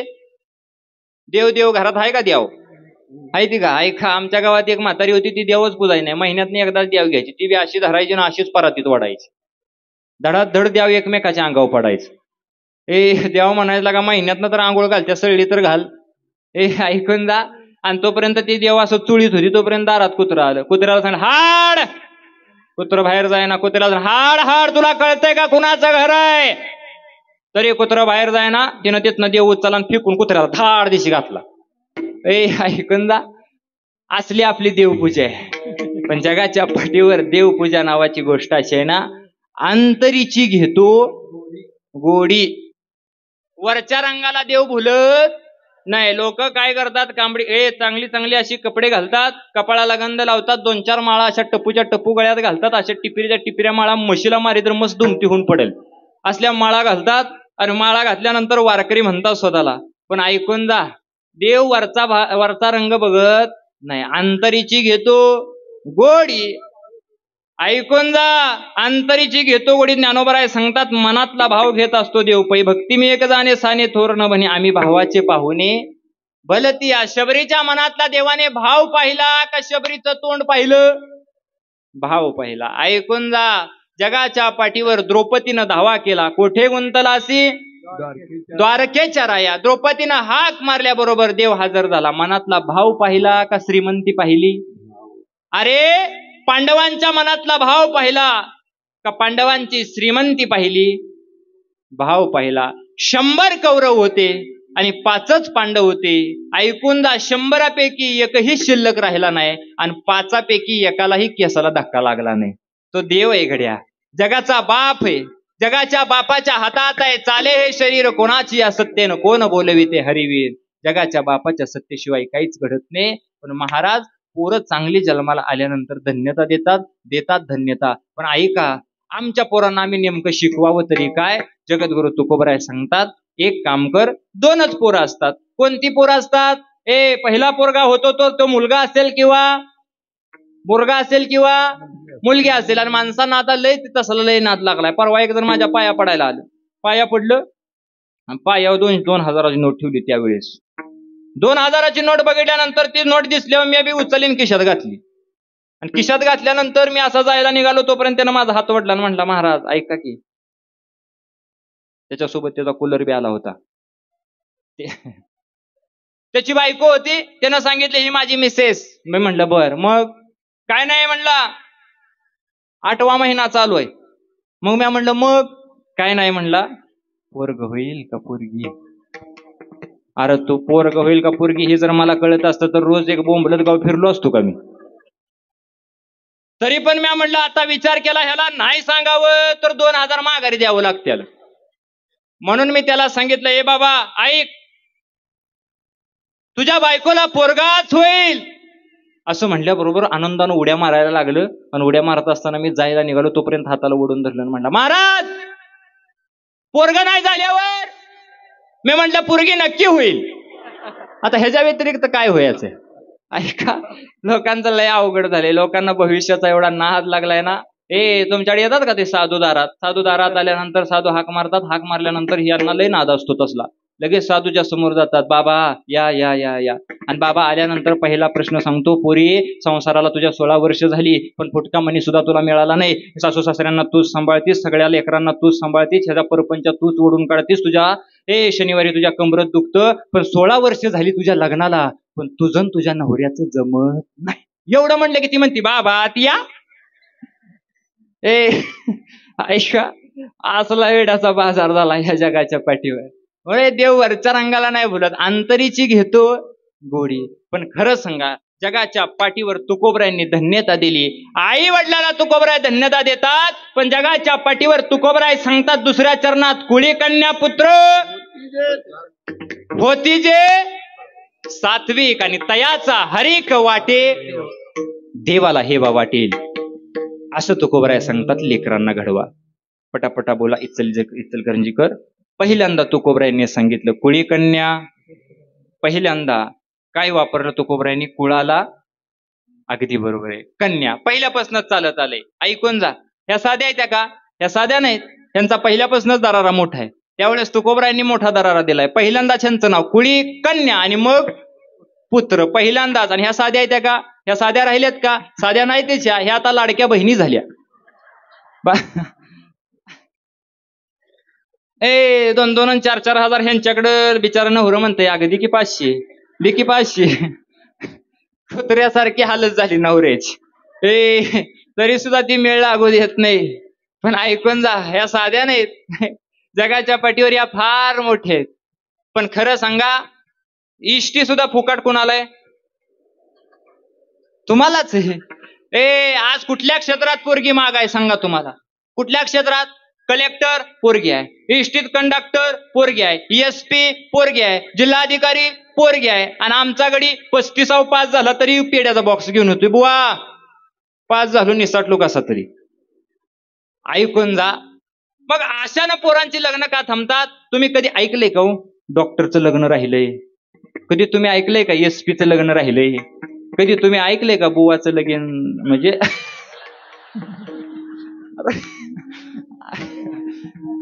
ऐकून जा. केला इशारा जाता जाता. ही सगळीच बुवा आहेत. माझं एकट्याचं मनाव घेऊ नका तुम्ही. असं तुम्ही ऐकलंय का कवा? असं नाही ऐकलं. अरे तू रोज ती फटफटी घेतोय आणि त्या फटफटीला 100चं तेल घालतोय, धडा धडा धडा जातोय. एखाद्याचं लग्न ठरलं तर त्या डीजेवाल्याला घाम सुटतोय तुला बघितल्यानंतर. कोण पुरीचं वाटोळं करायला मोकळे? पण पोरग जर चांगला असेल ना तर लगेच लग्न होतात. मी तर तरुण पोरांना कायम कीर्तनात सांगत असतो, आपलं जीवन इतकं उत्तम बनवायचं की एखाद्या पोरीच्या मागे लागण्यापेक्षा ना, एखाद्या पोरीच्या पाठीमागे लागण्यापेक्षा, तिच्या प्रेमाची अपेक्षा करण्यापेक्षा, ज्या वेळेस हा वेळ तुम्ही तिच्यासाठी घालवताना तोच वेळ तुम्ही स्वतःच्या करिअरसाठी जर वापरला ना तर भविष्यात त्या पोरीचा बाप तुम्हाला म्हणाल माझी पोरगी करतो का? हे दिवस येतील, पण करिअरकडे लक्ष दिलं पाहिजे. आमचं कसं झालंय, गालात हसली ओके. ऐकून जा. ह्याच्यातनच आम्हाला वेळ नाही. आता कीर्तनात बरीच जण अशी असतील खाली मोबाईलवर चालू असेल, काय सांगतोय बुवा, काय नाही, बोर झाले, उठाय बी ना मला इथनं. असलंच झालं. या जगाच्या पाठीवर बाजार उलटाय, या जगाचा बाजार उलटाय, आणि लोकांना लग्नांची फार अपेक्षा झाली. मी तर रोज एवढं गाव फिरतो ना, आमचे चुलते येत आलेत, बरेच असतील. आता बाबांना माहिती आहे आमच्या, बरीच लोक माझ्या मागं लागतात, आणि माझ्या मागं लागतात, दारातच येऊन उभा राहतात. आज कुठं आहे? ऐक कोल्हापूरला. काय नाही, काम होतं. मी म्हटलं काय काम? एवढा आमच्या पोराचा बायोडाटा आहे. रोज एक गाव बोंबलत फिरतो, कुठेतरी आमच्या पोरावर गुलाल टाक.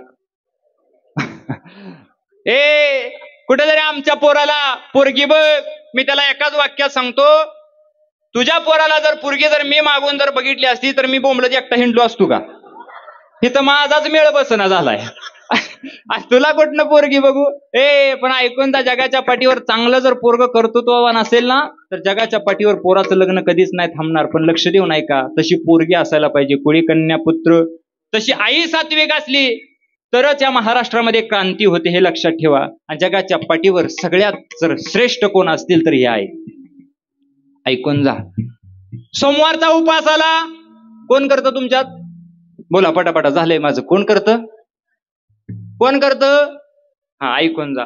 सोमवार असू द्या तुमच्याकडेच आहे, शनिवार असू द्या तुमच्याकडेच आहे, नवरतान बसलं तुमच्याकडेच आहे. पण ऐकून जा, तुम्ही एवढ्या मोठ्या आहे ना, एवढ्या मोठ्या आहे ना, ऐकून जा, तुम्ही देवाची भक्ती करायला कुठेतरी कमी पडताय. परवा मी देवासोबत भांडलो. असंच मी देवासोबत भांडल्यानंतर देवाला विचारलं, हे देवा का असं केलं रे तू? देव म्हणला का? आपल्या हिंदू संस्कृतीमध्ये सण किती?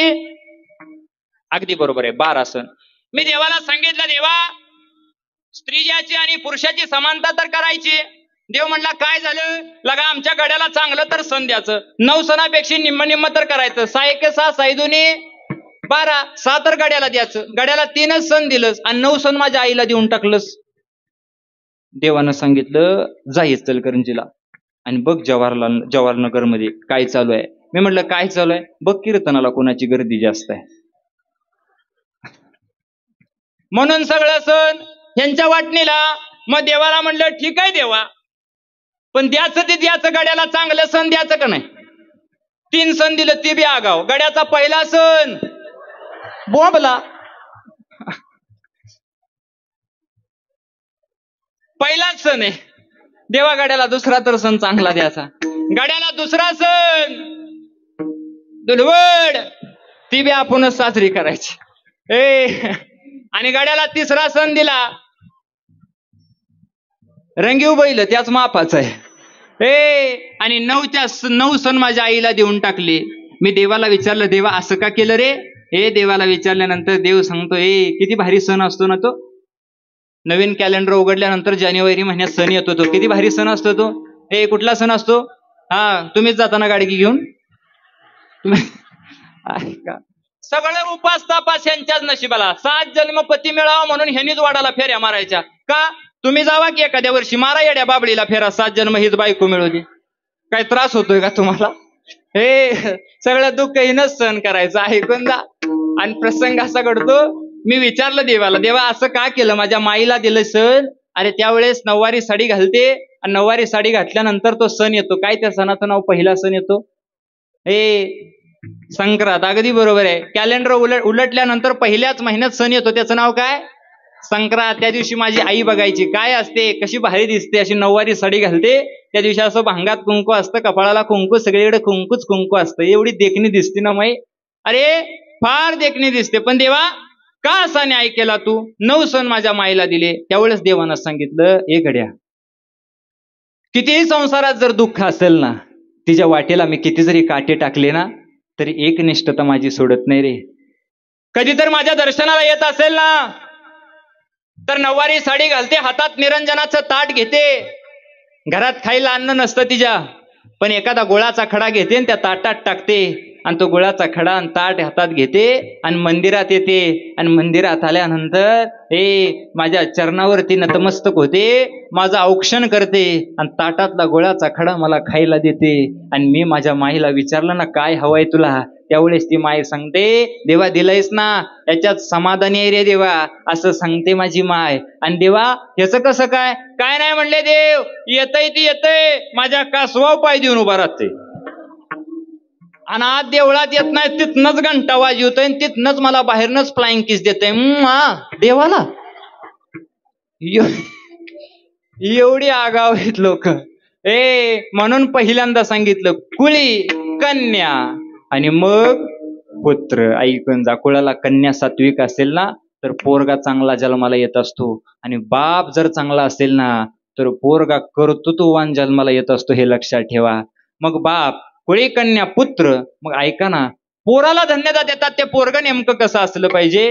ते पोरग सात्विक असलं पाहिजे. ऐकून जा, तुम्ही सनकाधिक संत आणि म्हणविता कृपावंत, एवढा करा उपकार, देवा सांगा नमस्कार. ज्याच्या मुखामध्ये सतत देवाचं नाव असतं ना, त्या पोराच्या आईबापाला तुकोबऱ्या धन्यता देतात.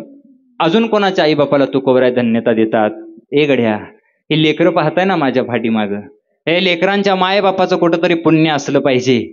त्या वयात लेकरं धोतर घालून कीर्तनात नाचतायत ना, गळ्यामध्ये माळ घातली पांडुरंगाची, आणि त्या पांडुरंगाचे वारकरी झालेत आणि कीर्तनात आनंदाने उड्या मारतात ना, कुठंतरी त्यांच्या आई वडिलाचं पुण्य असल्याशिवाय ह्या गोष्टी घडत नाहीत, हे लक्षात ठेवा. माय बापाचं पुण्य लागतं. ऐकून जा, या कलियुगामध्ये आज कम्प्युटरचा जमाना, एवढी लोक फास्ट गेली, लोक चंद्रावर गेली, पण लक्ष देऊन ऐका, जोपर्यंत चंद्र सूर्य आहे तोपर्यंत माझ्या ज्ञानोबा तुकोबांचं नाव आहे. माफी मागून वाक्य सांगतो, जोपर्यंत माझ्या माऊलीचं आणि तुकोबरांचं नाव या महाराष्ट्रामध्ये आहे तोपर्यंत चंद्र सूर्य जिवंत आहेत, हे लक्षात ठेवा. या महाराष्ट्रामध्ये उपकार जर कोणाचे असतील तर ते माझ्या माऊलीचे आणि तुकोबरांचे आहेत. ह्या पोरांच्या आईबापाला धन्यता देतात. एवढी सुसंस्कारित पोरं आहेत. तरणा भाग्यवंत, नटे हरी कीर्तनात. आणि हरी कीर्तनात नटल्यानंतर तो काय करतो? हरी कीर्तनात नटल्यानंतर तो गळ्यामध्ये टाळ घेतो आणि टाळ घेतल्यानंतर आनंदाने उड्या मारतो. नाचू कीर्तनाचे रंगी आणि ज्ञानदीप लावू जगी. तुमच्या सप्त्याला खरं सांगू, 14 वर्षाचं तप पूर्ण झालं, पण प्रसंग असा घडला, तुमच्या एकाच सप्त्यावर्षी माझं मागच्या वर्षी कीर्तन झालं, तर तुमच्या भागातील माझ्याकडे 4 लेकरं आहेत इथं उभा राहिलेली. 4 पोरं माझ्याकडे आली. ऐकून जा, कोण कोण आहे रे इचलकरंजीचा? हात वर करा, बघू दिलो. असा वर करायचा, वर. असा दिसलो पाहिजे आपण वारकरी आहे. हा सारस आहे, तो वीरेंद्र आहे, तो गणेश आहे, हा विजय. तुमच्या भागातली पोरं आहे ती. ऐकून जा, कुठेतरी ह्यांच्या माय बापाचं कुठेतरी पुण्य असावं, तेव्हा इकडे लेकरं येतात, नाहीतर कोणाचंही लेकरू इकडे येत नाही. पकवाजाचं वाटतं पकवाजाला. तुम्हाला असं वाटतं का पकवाजाचं पोरग पकवाजा होईल? असं नाही. पकवाजाचं पोरग पिताड सुद्धा होऊ शकतं, नाही सांगू शकत. खरंच तर लय अवघड आहे. या जगाच्या पाठीवर जो बाप करतो ते लेकरू करेल असं काही शक्य नाही. पण लेकराला चांगले संस्कार देण्याचं कार्य बाप करू शकत असतो. ह्या वयात ही पोरं धोतर घालून त्या वयातील लेकरू येतो का, ते लेकरू कसलं भारी दिसते, कसं चिकनाय रे ते. एवढं गोंडस दिसते की नाही ते. ऐका, आणि इकडं सावळा विठ्ठल उभा आहे, बघा बघू कसा दिसतोय हा बी. अशी लेकरं जन्माला आली ना तर त्या माय बापाचा हेवा तुकोबरायला वाटतो. तुकोबराय म्हणतात धन्य माता पिता तयाची या. तुम्ही म्हणाल महाराज पोरानं काम करायचं आई बापाला का धन्यता द्यायची? तुम्ही मला वाटतंय सिटीत राहणारी लोक आहे, पण सिटीत राहणारे लोक आहात म्हणून तुम्हाला सांगून जातो. शेती नावाची गोष्ट तुम्हाला माहित असेल. मोठ्यानं बोला, माहित आहे का नाही? माहिती आहे. शेती नावाची गोष्ट आहे. जर शेतात आपण गहू लावला आणि सहजवारी जर तो गहू चांगला उगवून आला तर लोक म्हणतात कोणाचा गहू आहे हा, आणि कोणाचा गहू आहे म्हणल्यानंतर अमक्या अमक्याचा गहू आहे म्हणल्यानंतर त्या मालकाला विचारलं जातं गहू चांगला आलाय पण बी कुठनं आणलं होतं? लोक डायरेक्ट शुद्ध बीजापोटी फळे रसाळ गोमटी, कुठेतरी बीज शुद्ध असावं लागतं. एखादं पोरग आर्मीत भरती झालं आणि त्या पोराचा बॅनर चौकात लागला ना तर सगळे म्हणतात अरे कोणाचा बॅनर लागलाय, कोणाचं लेकरू आहे असं म्हणल्याबरोबर त्यावेळेस लेकराचं कौतुक होत नाही. कोणाचं कौतुक होतं? त्याच्या माय बापाचं. एखादा डीजे लागलाय आणि डीजे मध्ये दारू पिऊन पोरग एवढ्या जोरात नाचतंय, लोक म्हणतात कोणाचं लेकरू आहे रे हे? चांगलं केलं आणि वाईट केलं तरी उद्धार कोणाचा होतो? आई बापाचं. लोक डायरेक्ट बीजाकडे जातात. म्हणून आपलं लेकरू चांगलं घडलं पाहिजे. एक माफी मागून वाक्य सांगून जातो. आई आणि बापाला लेकरा करता वेळ नाही. आई बापाला लेकरा करता वेळ नाही. आता आई फॅशन मध्ये बाप व्यसन मध्ये बिझी झालाय. लेकरांकरता माई बापाला वेळ नाही. पण खरं सांगू करोडो रुपयाच्या पाठीमागं तुम्ही धावताय. या धावत्या कलियुगात तुम्ही करोडो रुपये कमवताय. इकडे एक फ्लॅट घेताय, तिकडे एक फ्लॅट देताय, तो रेंटवर देताय. पण ऐकून जा, कितीतरी करोडो रुपयाची जर इस्टेट तुम्ही कमवली आणि जर तुमची ही करोडाची इस्टेट जर फेल गेली तर ह्या इस्टेटीला 2 दिवस लागणार नाहीत तुमचे करोडो रुपये उडवण्याकरता. आणि जर तुम्ही करोडाची इस्टेट म्हणून ही लेकरं जर सांभाळली ना तर उद्या करोडाची इस्टेट केल्याशिवाय ही लेकरं राहणार नाहीत. हे लक्षात ठेवा. म्हणून आपल्या पोराला चांगले संस्कार द्या. पण पोरं बी एवढी आगाव असतात ना, लय पोरं आगाव असतात. परवा मी कीर्तनाला जात होतो, जाता जाता माझ्या समोर एका लेकराच्या 2-4 अशा म्हैशी होत्या. अशी 2-4 ती काय म्हणतात त्या म्हैशीच्या पिल्लांना तुमच्याकडे काय म्हणतात? हा रेडकू. हा तेच म्हणतात, आमच्याकडे तेच म्हणतात. कसं असतंय काही काही भागात गेल्यानंतर थोड्या टप्प्यावर गेल्यावर भाषेत बदल होतो. असा बराच बदल होतो. आमच्याकडे माणसं मेल्यावर जाळतात, तुमच्याकडं तरी ऐकून जा. भागाभागात फरक असतो. आणि फरक असल्यानंतर प्रसंग असा घडतो. जे लेकरं असतात ना माझ्या समोर आल्यानंतर प्रसंग असा घडला. मी हॉर्न दाबत होतो, त्या म्हैशी बाजूला जात नव्हत्या. मी हॉर्न दाबल्यानंतर त्या लेकराला विचारलं, ए बाळा कोणाची म्हैस आहे? हान्ना बाजूला, मला कीर्तनाला जायला उशीर होतोय. पोरानं सांगितलं महाराज आपल्याला म्हैस कुणाची आहे माहीत नाही, पण महाराज आपल्याला ती रेडकू कुणाचं आहे माहित आहे. मी म्हणलं ते रेडकू कुणाचं आहे? पोरगा म्हणला त्या म्हशीच आहे. काय आगाव पोरगा असेल, लय आगाव पोराचा एवढा नाद नाही करायचा. पोरं जेवढी चांगली ना तेवढी वाईट असतात. परवा एक माझ्याकडे पळत आलं मला म्हटला बुवा नव तू महाराज आहेस का म्हणल्यानंतर मी बी चुकून विचार केला, धावपळीत मी बी आईची साडी घातली का काय म्हणून खाली बघितलं. आला का धोतारच घातलंय तरी बी म्हणते महाराज आहेस का म्हणल्यानंतर मी म्हणलं महाराज आहे. तो म्हणला माझ्या एका प्रश्नाचं उत्तर दे. मी म्हणलं काय? तो म्हणला जर उत्तर नाही आलं तर काय नाही, अरे तू सांग तरी. मी म्हटलं मला नाही आलं तर मी अभ्यास करून ते उत्तर देईन. त्या पोरानं मला सांगितलं महाराज एकदा पुढे आलं की मागं जात नाही. म्हटलं एकदा पुढे आलं की मागं जात नाही. मी ज्ञानेश्वरीचा अभ्यास केला, तुकाराम गाथ्याचा अभ्यास केला, विचारसागराचा अभ्यास केला, काकड्याचा अभ्यास केला, हरिपाठाचा अभ्यास केला. लका ह्याच्यात तरी काही वर्णन नाही एकदा पुढे आलं की मागं जात नाही. मी त्याला म्हणलेला काय मला नाही माहिती एकदा पुढे आल्यावर मागं जात नाही. तो म्हणला कशाला महाराज झालायस? म्हणलं अवघडच आहे. ए बाबा खरंच मला माहित नाही, तू सांग. तो पोरगा म्हणला सोपं आहे, डिहिरी. काय आगाव पोरगा असेल, पुढे आली की म्हणला माग जात नाही. आता ह्याचं कुठं वर्णन गाथ्यात केलंय? लय पोरं विचित्र आहेत, म्हणून पोरांच्या नादाला नाही लागायचं. परवा एका पोराचं माझं कीर्तन झालं, साताऱ्याला कीर्तन होतं. कीर्तन झाल्याबरोबर एक पोरग माझ्याकडे पळत आला. म्हणला बुवा चला आमच्या घरी ताक प्यायला चला म्हणल्यानंतर मी बी म्हणलं दुपारची वेळ आहे, जावं ताक पिऊन जाता जाता संध्याकाळच्या कार्यक्रमाला बी उशीर आहे. मग मी आमच्या विजय महाराजांना म्हणलं, महादेव महाराजांना म्हणलं चला ताक पिऊन म्हणल्यानंतर प्रसंग असा घडला. ताक प्यायला गेलो, पोरग्यानं माझ्यासोबत पोरगा आलं आणि जाता जाता त्या पोराच्या दारात म्हैस बांधली होती. आता मी गप मरावं का नाही, मी बी पोराला प्रश्न केला, नवरे ही म्हैस कोणाची? म्हणलं आपलीच आहे. मग मी म्हणलं ही म्हैस दूध देते का? म्हणलं तुझ्या बाण दूध देत असते, आपण काढायला लागतं. काय आगाव असेल म्हटलं. मला असा राग आला, ह्याचा बदला घ्यायचा म्हटलं. म्हणून मी बसलो आत आणि म्हणलं आण ताक. ताक आण म्हटल्यानंतर त्या पोरानं असा तांब्या गेला आणि तांब्या भरून ताक आणलं. तांब्या भरून ताक आणल्यानंतर असं विजय महाराजाला दिलं. घटा घटा घटा घटा विजय महाराज. त्याच्यानंतर आमच्या महादेव महाराजाला दिलं. त्याने बी एक तांब्या हाणला आणि माझा नंबर आला. त्याच तांब्याने मी बी ताक हाणलं. मी बी ताक पेलो आणि ताक पेल्यानंतर मी म्हणलं आता ह्याच्या घरातलं ताक संपलं असेल म्हणून ह्याला डबल ताक मागायचं. म्हणून मी त्याला सांगितलं ए अजून एखादा तांब्या भरून आणखी. तो म्हणला का दिसतंयस लाकडावानी आणि खातायस माकडावानी. म्हटलं काय आगावायस रे घेऊन ये जा. घेऊन ये म्हणल्यानंतर धावत धावत आत गेलो. दुसरा तांब्या भरून आणला. तो बी मी घटा घटा घटा घटा पेलो. आणि पेल्यानंतर तांब्या खाली ठेवायच्या अगोदर त्या पोराला प्रश्न केला का रे बाळ्या तुझी आई तुला नाही का वरडणार. तुझ्या घरातला आम्ही 4 तांबी ताक पिलो. कशाला वरडते म्हणलं आई. अजिबात नाही ओरडणार. मी म्हटलं का नाही ओरडणार काय नाही म्हणलं रात्री त्या ताकात उंदीर मेला होता. अरे मी म्हणतो उंदीर मेला होता. मला राग आला आणि राग आल्यानंतर मी हातातला तांब्या घेतला असा बेतराव दान दिशा आदळला आणि सांगितलं तुला काय अक्कल बिक्कल आहे का. पोरग जोरात ओरडलं मम्मी महाराज आपल्या घरातलं 2 तांबी ताक पेलं ती पेलं आणि संडासला जायचा तांब्या बी फोडला. अरे लगा तांब्या तर सळला. काय आगाव लेकर. लेकरांचा नाद नाही करायचा. पोरं लय आगाव असतात. म्हणून त्याच पोरांना जर चांगले संस्कार दिले ना तर महाराज ती पोरं आहेत ना मोकळी झाली माणसं बरं का. अशी हसली पाहिजेत. ज्याला हसता येतं त्याला 4 चौघात बसता येतं. आणि पंढरपूरच्या वारीत किती गर्दी असू दे त्याच्यात त्याला घुसता येतं.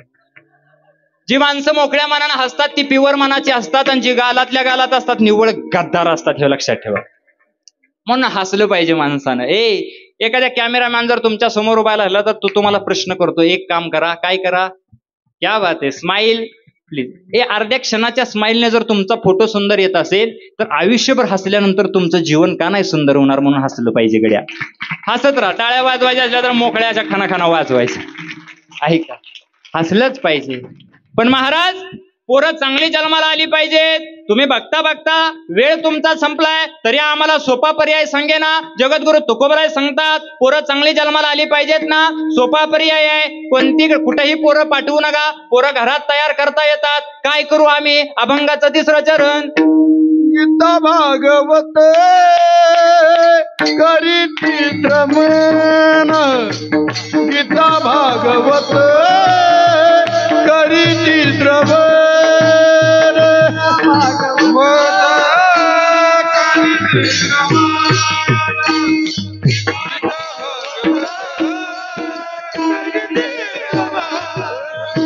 गीता भागवत करी चित्रमन. वा वा टाळ हा. गीता भागवत करी चित्रमन. गीता भागवत करी चित्रमन.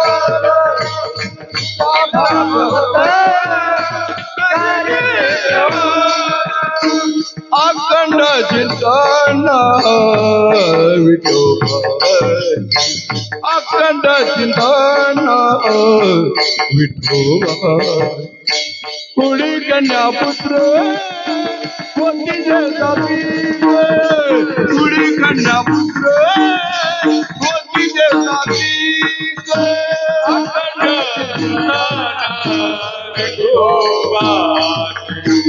अखंड चिंतन विठोबा. कुळी कन्या पुत्र होती जगाती. कुळी कन्या पुत्र होती जगाती. गीता भागवत करे चित्रमन. अखंड चिंतन विठोबा. अखंड चिंतन विठोबा. गीता भागवत करे चित्रमन. अखंड चिंतन विठोबा. अखंड चिंतन विठोबा.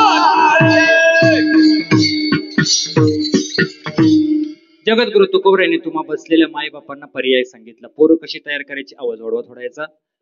कशी पोरं तयार करायची ऐकून जा. पोरं तयार करत असाल ना तुम्ही आपल्या स्वतःचं संतान जर तयार करत असाल तर एक काम करा. एकच काम करायचं. काय करा. गीता भागवत करीते श्रवण. गीतेचं आणि भागवताचं श्रवण तुमच्या लेकरांच्या कानावरती पडलं पाहिजे, असं काहीतरी करा. महाराज गीतेचं आणि भागवताचं श्रवण करण्याकरता काय करावं लागेल? ज्ञानोबरायांनी वर्णन केलं. या गीतार्थाची थोरी सोये शंभू विवरी जेत भवानी प्रश्न करी चमत्कारोने. कारण आई साहेबांना सुद्धा या गीतेची थोरी ऐकण्याची उत्सुकता होती, इतकी ही गीता श्रेष्ठ आहे. मग त्या गीतेचं चिंतन केल्यानंतर आमच्या लेकरांचा उद्धार होईल. महाराज अजून काहीतरी सोपा पर्याय सांगा. सोपा पर्याय सांगितला, गीता भागवत करीती श्रवण. हे नाही जमलं तर एक काम कर, अखंड चिंतन. विठोबाचे बसता उठता देवाचं नाव घे. बसता उठता जर देवाचं नाव घेतलं तर तुझ्याही जीवनाचं सोनं झाल्याशिवाय राहणार नाही. पहिल्या काळातली माणसं 90 वर्ष जगायची. महाराज आत्ताचा माणूस 55-50 वर्षातच रिटायर होतोय. ऐकून जातो रिटायर झाला की तो कायमचाच रिटायरच होतोय.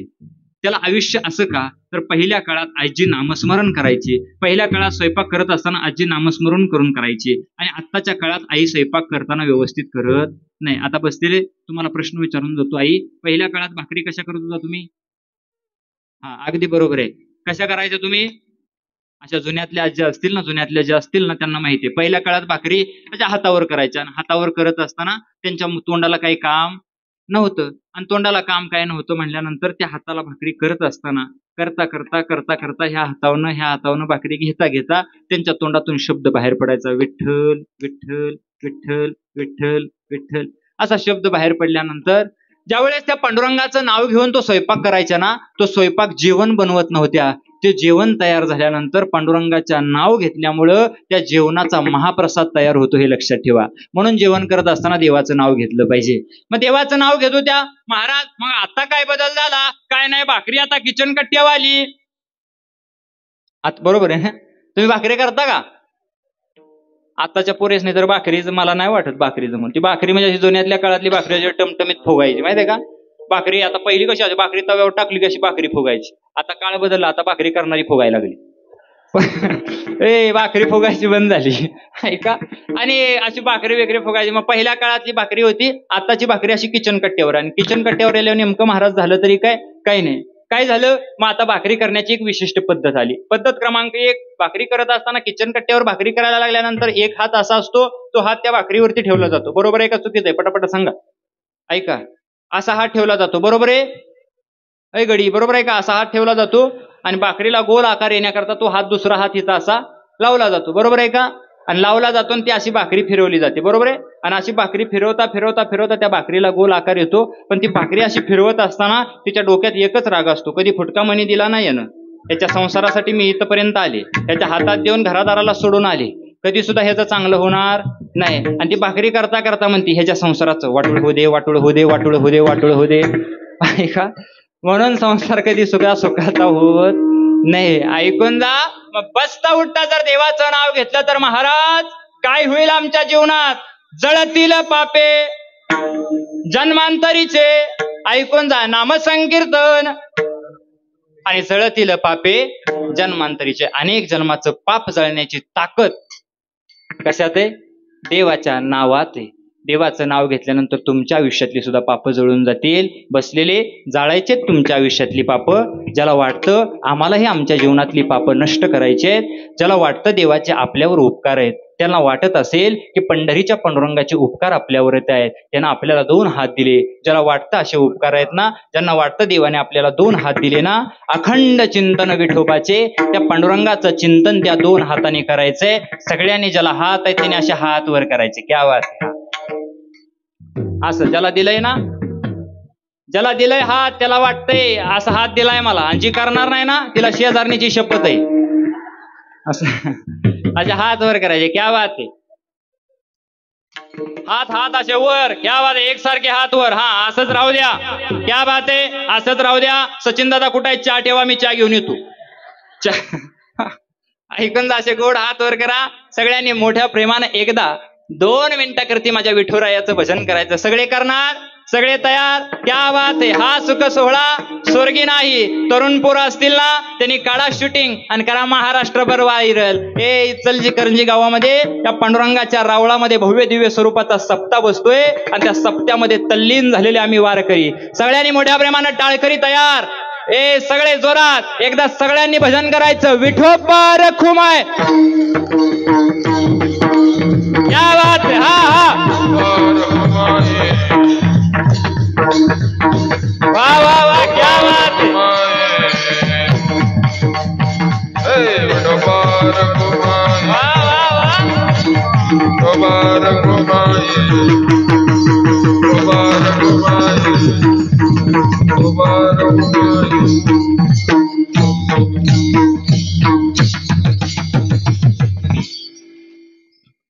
क्या बात आहे. घ्या हात खाली. तू सांगायचा आहे ना आम्ही ऐकायचं आहे. ऐकून जा. फार गोड भजन केलं. तुमच्याकरता एकदा जोरात टाळी वाजवा बसलेले सगळे. जोरात असे खना खना खना वाजली पाहिजे. क्या बात. एवढं गोड तुम्ही भजन केलं. तुमचं भजन पाहून मला असं वाटलं एखादी म्हातारी घ्यावी तुमच्यावर वळावी वाड्याला टाकावी. एवढं गोड असं भजन तुम्ही केलं. ऐकून जा. आयुष्यात भजनच देवाचं तुम्हाला तारू शकतो. म्हणून एक काम करा. अखंड चिंतन विठोबाचे बसता उठता येईल तैसा बोल रामकृष्ण. येईल तसं म्हणायचं. रामकृष्ण. अरे वाल्या कोळ्याला रामा म्हणायला येत नव्हतं. मारा मारा म्हणला. जीवनाचा उद्धार झाला. उद्धार असा झाला केले रामायण. रामप्रभू जन्माला यायच्या अगोदर रामायण लिहून घेतलं. पण जगद्गुरु तुकोबराय म्हणले महाराज ऐका ना, अशी बाळं या कलियुगात जन्माला येतील का? तुकोबराय सांगतात अशी बाळं कलियुगात जन्माला येणं अशक्य आहे. म्हणून तुकोबराय सांगतात तुका म्हणे मज घडो त्यांची सेवा. कधी कधी असं लक्षात येत नाही माझ्या वयानुसार. आता ऐका तुका म्हणे एक ऐकून जा. घडो त्यांची सेवा परी माझ्या दैवा. तुकोबराय सांगतात माझ्या दैवाची गोष्ट येईल का नाही सांगू शकत नाही. कारण आजकालची तरुण पोरं भजन करतील का नाही यात नवल नाही. पण महाराज तुम्ही सांगितलं ना आजकालची पोरं भजन करतात. नाहीच भजन करत. पण ऐका महाराज त्या महाराष्ट्रावरती उपकार माझ्या शंभू राजाचे आहेत. त्या शंभू राजाचा बलिदान मास आजकालची पोरं पाळतायत ना महाराज. राजांनी या जगताकरता काय केलं, या धर्माकरता काय केलं, आमच्या लेकरांनी हृदयात राजांना ठेवलं आणि बलिदान मास ही लेकरं पाळतात. हे लक्षात ठेवा. आजकालची तरुण पिढी आहे जो बलिदान मास पाळतो ना, जो माझ्या शंभू राजाचं बलिदान मास पाळतो ना, त्याच्या आईबापाला तुकोबराय म्हणतात धन्य माता पिता तयाची. यदा कदाचित बोलण्याच्या ओघातून काही एखादा चुकीचा शब्द गेला असेल तर तो माझा मला परत करा. झालंय माझं कीर्तन. टाळकरी म्हणत असतील तू एक दिवस आहेस, पुढं अजून आम्हाला 4-5 दिवस काढायचा इथं. पटक्यात उराक्त घे. विनकरी बाबा म्हणणार आता उराक्त घे, विना खांद्यावर घेतलाय. आणि जर आता नाही उराकलं तर मागणं येऊन धबाका घाली. ऐकून जा. विनकरी बाबा मागच्याच वर्षीच्या दिसते ती. मिशा वाढवल्या का काय तुम्ही? मागच्या वर्षी मिशा फार गोड होत्या. या वर्षी तुम्ही अजून कडक ठेवल्या. मी रोज पाणी घालतोय पण माझ्या काय वाढ ना त्या गाड्या. फार ऐकून जा. परमार्थ करायचा ना तर स्वतःच्या आनंदासाठी करायचा. आणि ऐकून जा ही जी तरुण पोर आता लेकरं आलेत ना, एक गोष्ट करायची. गळ्यामध्ये पंढरीच्या पांडुरंगाची माळ घातली आणि आपण जर पकवा शिकत असलो ना, एकच गोष्ट डोक्यात ठेवायची की ज्याही क्षेत्रात आपण जाईल त्या क्षेत्रातला बाप माणूस आपण झालं पाहिजे. टॉपलाच जायचं. उगाच ते अर्ध्या हळकुंडानं पिवळं झालं की त्याला ती काय जुमत नाही. लय अवघड असतं. ती अर्ध्या हळकुंडाने पिवळी झालेली अशी ती वयस्कर म्हातारी असतात ना, ती पोरांना मेळ खाऊन देत नाही. पोरांना अजिबात ती मेळ खाऊन देत नाही. एखादा पोरगा जर टाळ वाजवायला आला ना, टाळ वाजवताना आता कोण काय आईच्या पोटातून शिकून येत नाही, त्याला टाळ सांगायचा असा नाही असा वाजव बाळा. ते टाळ वाजवायला पोरग चुकलं की म्हातारा मध्ये ठेव टाळ देव. ती पोरग म्हणतं हे घे तुझा टाळ, हे घे तुझं भजन. उलट तकडं आपल्याला तसलं काय सांगू नको, आम्हाला तिकडं पाटलीनच बरी. काय घेणं देणं नाही. पण अशी पोरं कुठेतरी आपल्याकडे आली पाहिजे ना. काय करतात ते पण खरं सांगू जुन्या काळातली लोकही फार गोड असतात. पण भजन सुद्धा करायचं ना ते स्वतःसाठी करायचं. भजन इतकं गोड करायचं की ते देवाला आवडलं पाहिजे. रात्रभर भजन करून काय उपयोग आहे? 1.5 किलो गुळ खातून एकच गौरण म्हणतो. काय त्याचा काय उपयोग आहे का? ऐकून जा. भजन करायचं तर ते स्वतःच्या आनंदासाठी करायचं.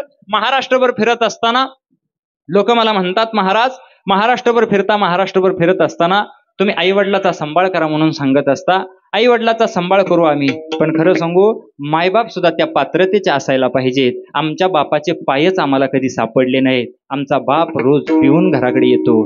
तो जर बाप असेल ना तर जगाच्या पाठीवर त्या मुलाला मी सांगून जातो गड्या, जे नशिबात लिहिलं जातं ते कोणाचंही चुकत नाही. पण ऐकून जा, कुठेतरी देवाच्या देशाच्या धर्माच्या गोष्टी जर बापाला सांगितल्या तर आज ना उद्या तो बाप सुधरेल. पण लक्ष देऊन ऐका, जगाच्या पाठीवर व्यसन कधीच करू नका. कारण व्यसन नावाची गोष्ट अशी आहे ना, जो मनुष्य व्यसन करतो ना त्याचा कधीतरी संसार बघत जा तुम्ही. आणि खरं सांगू तुम्हाला, ज्यानं व्यसन केलं ना त्याच्या जीवनाचं वाटोळं झाल्याशिवाय राहत नाही. हे लक्षात ठेवा. आयुष्यात व्यसन नावाची गोष्ट नका करू.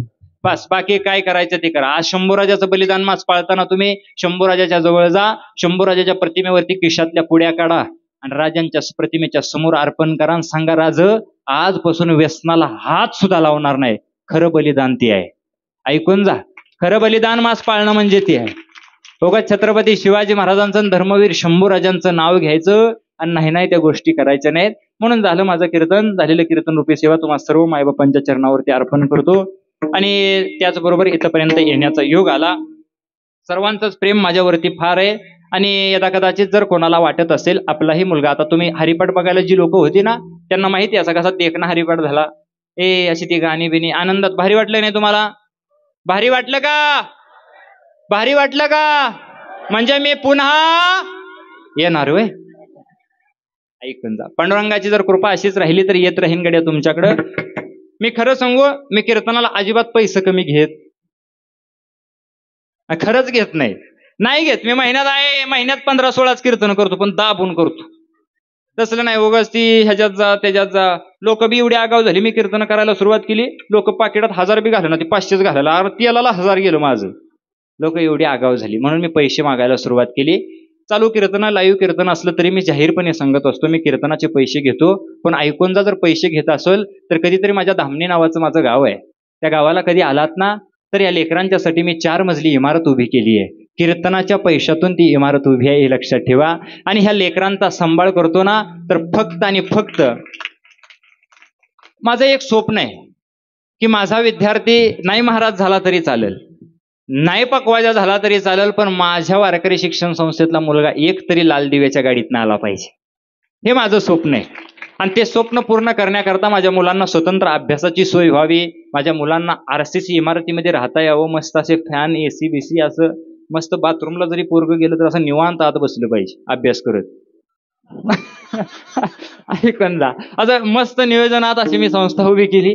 कधी तुम्हाला जर हे जर बघायला, कधी धामणी गावाला तासगावच्या पुढे माझं गाव आहे, कधी नाही जमलं तर प्रत्येकाच्या आपल्या मोबाईल हातात असतो. मोबाईलला YouTube नावाचं ऍप आहे, त्या YouTubeवर गेलात ना तर आकाश महाराज पाटील टाकलं तर माझी पूर्ण माहिती तुम्हाला पाहायला मिळेल. नसेल यदा कदाचित YouTube नावाचं ऑप्शन तर Instagram नावाचं प्रत्येकाच्या मोबाईलमध्ये ऑप्शन असेल. माझ्या Instagramला आकाश महाराज पाटील नावाचं पेज आहे, त्या पेजवरती तुम्हाला सगळी माहिती पाहायला मिळेल. यदा कदाचित आलोय तिथपर्यंत, जर कोणाला आपलं लेकरू आपल्या वारकरी शिक्षण संस्थेत जर पाठवायचं असेल आणि वाटत असेल की भविष्यात कुठेतरी भगवी पताका वाचली पाहिजे असं जर वाटत असेल तर यदा कदाचित जर कोणाला आपलं लेकरू घालायचं असेल तर माझ्या वारकरी शिक्षण संस्थेची ऍडमिशन ह्या महिन्यापासून चालू झालेत. माझं भव्य दिव्य स्वरूपाचं मे महिन्याच्या अगोदर एक 15 ते 20 दिवसाचं शिबिर असतं. त्या शिबिरमध्ये विद्यार्थी मी घेत असतो. तुमच्याही भागातले जर कोणाला यदा कदाचित मुलं माझ्याकडे पाठवायची असतील ना तर बिंदास्त माझा मोबाईल नंबर तुम्हाला YouTubeवर Instagramवर उपलब्ध मिळेल. मला फोन करा आणि फोन जर केलात तर ते लेकरू माझ्याकडे आलं तर त्या लेकराची ग्रॅज्युएशन करून द्यायची जबाबदारी आम्ही स्वीकारतो. पण टाळ्या वाजवू नका, थांबा. पण लेकरू त्या मापाचं पाहिजे. नाहीतर घरात आईबाला दमिवतंय, घरातल्यासनी ताप देतंय, मास्तराला दमिवतंय, तीच आमच्या बोकांडी घे कर्याला सळलं. असली लेकरं जर असतील ना त्याच्यावर गुलाल टाका आणि ती मसोबाला सोडा म्हणून मी सांगतो. बंद झाले, माझी तब्येत होईना त्या मापाची. खरं सांगतो, वाळलोय मी या पोरांमुळे. रोज एका गावाला फिरतो, लोक म्हणजे चांगलं चुंगलं खायला मिळते तरी का वाळलास गड्या. मी चॅलेंज, ओपन चॅलेंज कीर्तनातून देतो. कधी तर माझ्या वारकरी शिक्षण संस्थेत आता 70 पोरं आहेत, 70. आता अर्धी माझी कलडोन नावाचं गाव आहे आमच्या विटेच्या पलीकडे, तिथं माझा सप्ताह चालू आहे. त्या सप्त्याला निम्मी पोरं आहेत. आणि ही लेकरं पाहताय ना, कधी तर माझ्या 70 पोरातली 10च पोरं घरला घेऊन जावा. तुम्हाला ही धोतरात बरी दिसते ती. एकदा जर ह्याने धोतर काढलं तर ती ही खऱ्या रूपात जर आली तर माणूस म्हणतोय महाराज जावे त्याच्या वंशा वाकडे. ऐकून जा, त्या पोरांना चांगले संस्कार देण्याचं काम करत असतो. त्याचबरोबर इथपर्यंत येण्याचा ज्यांच्यामुळे योग आला ते आमचे मोठे बंधू असतील, राकेश दादा असतील, संदीप दादा असतील, त्यांच्या माध्यमातून इथे येण्याचा योग आला. व्यवसायाच्या निमित्तानं गाव सोडलं जातं. गावाला जे स्थानिक लोक असतील, आमच्या गावाची बरीच लोक असतील, आमचे शाजीभाऊ असतील, बरेच लोक असतील, आमचे चुलते असतील, आमचे बाबा असतील, ते आज कीर्तनाला उपस्थित आहेत. फार मोठं योगदान आहे त्यांचं परमार्थासाठी. लहानपणापासून आवड होती.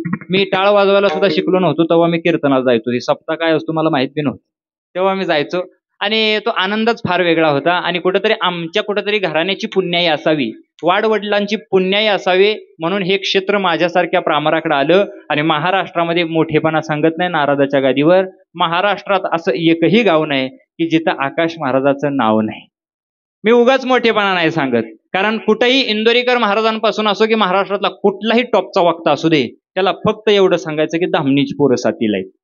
एवढं जर तुम्ही सांगितलं ना तर तो कीर्तनकार म्हणतो विषयच संपला, आता काही बोलायची गरज नाही. ओपन चॅलेंज आहे माझं, पोराला जर टाळ वाजवताना एकानंही टाळातून तालातून हुकवून दाखवायचं. नाही हुकवणार, कारण ताल असा गच्च तयार करतो ना आम्ही, असं खांद्याला खांदा लावून मी पळायचं काम करतो. पण त्याचबरोबर या पोरांच्यासाठी कष्ट करणारे आमचे संस्थेचे माझे बंधुतुल्य मित्र आमचे विजय महाराज असतील, त्यांचंही या संस्थेसाठी फार मोठं योगदान आहे. कराडला ते शिक्षक पदावरती काम करतात, मुलांना शिकवण्याचं काम करतात. आणि त्याचबरोबर ह्या माझ्या खांद्याला खांदा लावून आमच्या वारकरी शिक्षण संस्थेसाठी रात्रंदिवस पळणारे आमचे महादेव महाराज असतील. आणि त्याचबरोबर ज्यांच्या डोक्यात ही संकल्पना आली की गोरगरिबांची पोरं शिकली पाहिजेत, गोरगरिबांची लेकरं शिकली पाहिजेत, नवे नवे आपलंही लेकरू शिकलं पाहिजे, यदा कदाचित असं ज्यांच्या मनात आलं, ज्यांच्यामुळं आज हे रत्न हे तो उभा राहिलं ना, ते माझे वडील आज कीर्तनाला उपस्थित आहेत. त्यांच्याही चरणाचं गोड असं दर्शन घेतो. आणि यदा कदाचित जर कधी आलात ना, तर धामणी गावाला जर तुम्ही आलात ना, कधीतरी आमच्या संस्थेवर या. संस्थेसाठी कष्ट फार मोठं करतोय आम्ही. 3च माणसं आहेत आमच्या घरात, ऐकून जा. 3 माणसं आहेत, आई वडील आणि मी. माझी बहीण डॉक्टर आहे, ऐकून जा. ती एका बाजूला तिच्या क्षेत्रात ती आहे, पण 3 माणसं आहेत. 70 लेकरांचा स्वयंपाक माझी एकटी आई करते, नॉट अ जोक.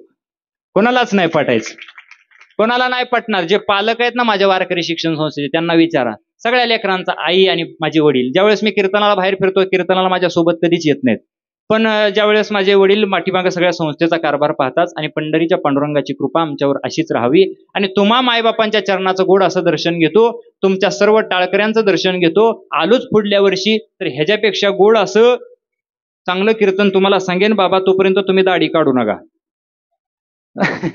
असा काहीतरी पण करा, ह्यो बुवा परत आला पाहिजे. आणि पुढल्या वर्षी यदा कदाचित लोक आल्याच मला म्हणली बुवा पहिल्यापेक्षा बी वाढलायस, ज्यांनी मला असं म्हणले त्यांच्याकरता सांगतो, पुढल्या वर्षी वाईट जाडजूड होण्याचा प्रयत्न करेन. ऐकून जा. झालेली कीर्तन रूपी सेवा तुम्हा सर्वांच्या चरणाचं गोड असं दर्शन सिस्टीमवाले दादा फार अशी गोड सिस्टीम दिली. आणि सप्त्याचा प्रत्येक कार्यकर्ता असेल, प्रत्येकाच्या चरणाचं गोड असं दर्शन घेतो.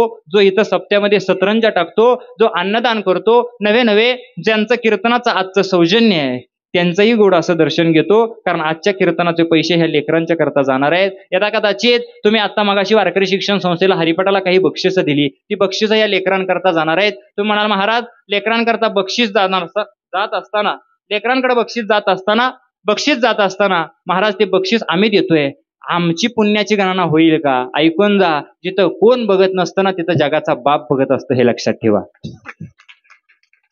कारण जगाचा बाप पाहत असतो, गावासाठी नाही, आपल्यासाठी. ऐकून जा. यदा कदाचित जर कोणाला वाटलंच बुवाच्या पाया पडायला, तुमच्याकडे पाया पडायची पद्धत आहे का बुवाच्या नरड दाबायची आहे? ऐका, तो म्हणाल महाराज कीर्तनाच्या पैशातून एवढं सगळं चालतं का? चालतं गड्या, कीर्तनाच्या पैशातून हे सगळं चालत असतं. पण लोक माझ्यावरती नितांत प्रेम करतात. महाराष्ट्रभर फिरत असताना लोक पाया पडा येतात आणि पायावर 5-10 रुपयाची दक्षिणा देतात. मागच्या बाया म्हणणार मुर्दा आता मुद्द्यावा आला, या मेला पैसे मागायला लागलाय. नाही गड्या, यदा कदाचित आलाच दर्शनाला तर हा नियम असतो, एक संप्रदायाचा नियम. हा नवीन आहे, मी केलाय हा. तुम्ही म्हणाल महाराज हा नियम आहे का? नाही नाही, हा मी केलाय. कारण सांगू, लोक लय आगाव आहेत, एवढे आगाव आहेत ना. मी का पैसे द्या म्हणतो, कारण ते पैसे गुतवायच्या नादात लोक माझ्या हातात हात देतात. काय काय जण असे आगाव आहेत, लवकर सोडलं नाहीस ना पायाला चिंकर काढून जातील.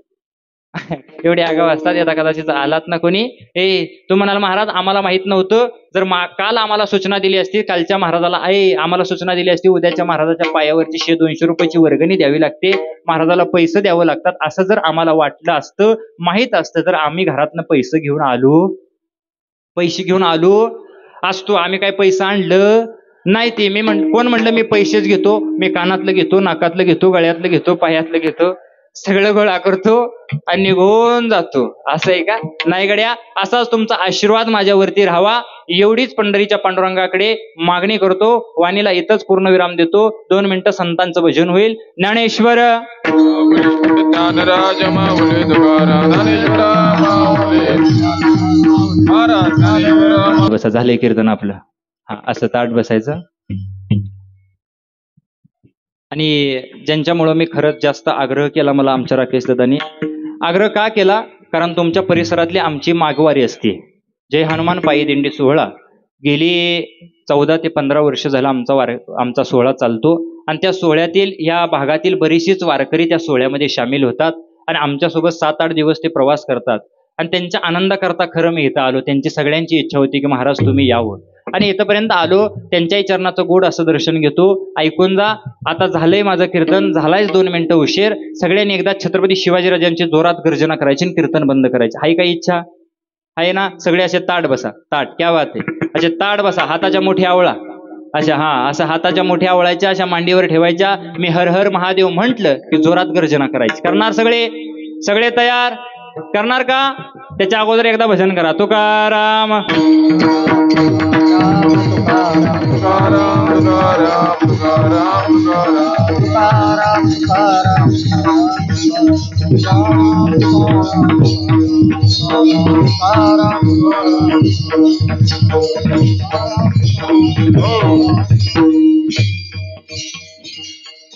छत्रपती शिवाजीराजांची गर्जना करायची शिष्यमध्ये. आता आवाज थोडा वाढवा. ऐकून जा. तरुण पोरं कीर्तनाला उपस्थित आहेत, त्यांच्याकरता सांगून जातो. माझ्या शंभूराजाचं बलिदान तुम्ही आज 6वा पिक्चर पाहिल्यानंतर शंभूराजाचं बलिदान कळालं. पण ऐकून जा, शंभूराजाला तयार करणारी आईबाप किती महान असतील गड्या. छत्रपती शिवाजीराजे कसे असतील याच्याकरता सांगून जातो. छत्रपती शिवाजीराजे तयार व्हावेत ह्याच्याकरता माँसाहेबाची कूस पवित्र होती आणि माँसाहेबाची कूस पवित्र होती म्हणून छत्रपती शिवाजीराजे जन्माला आले. हे लक्षात ठेवा. माझे राजे साधे नव्हते. छत्रपती शिवाजीराजे जन्माला यावे असं आईला वाटत होतं.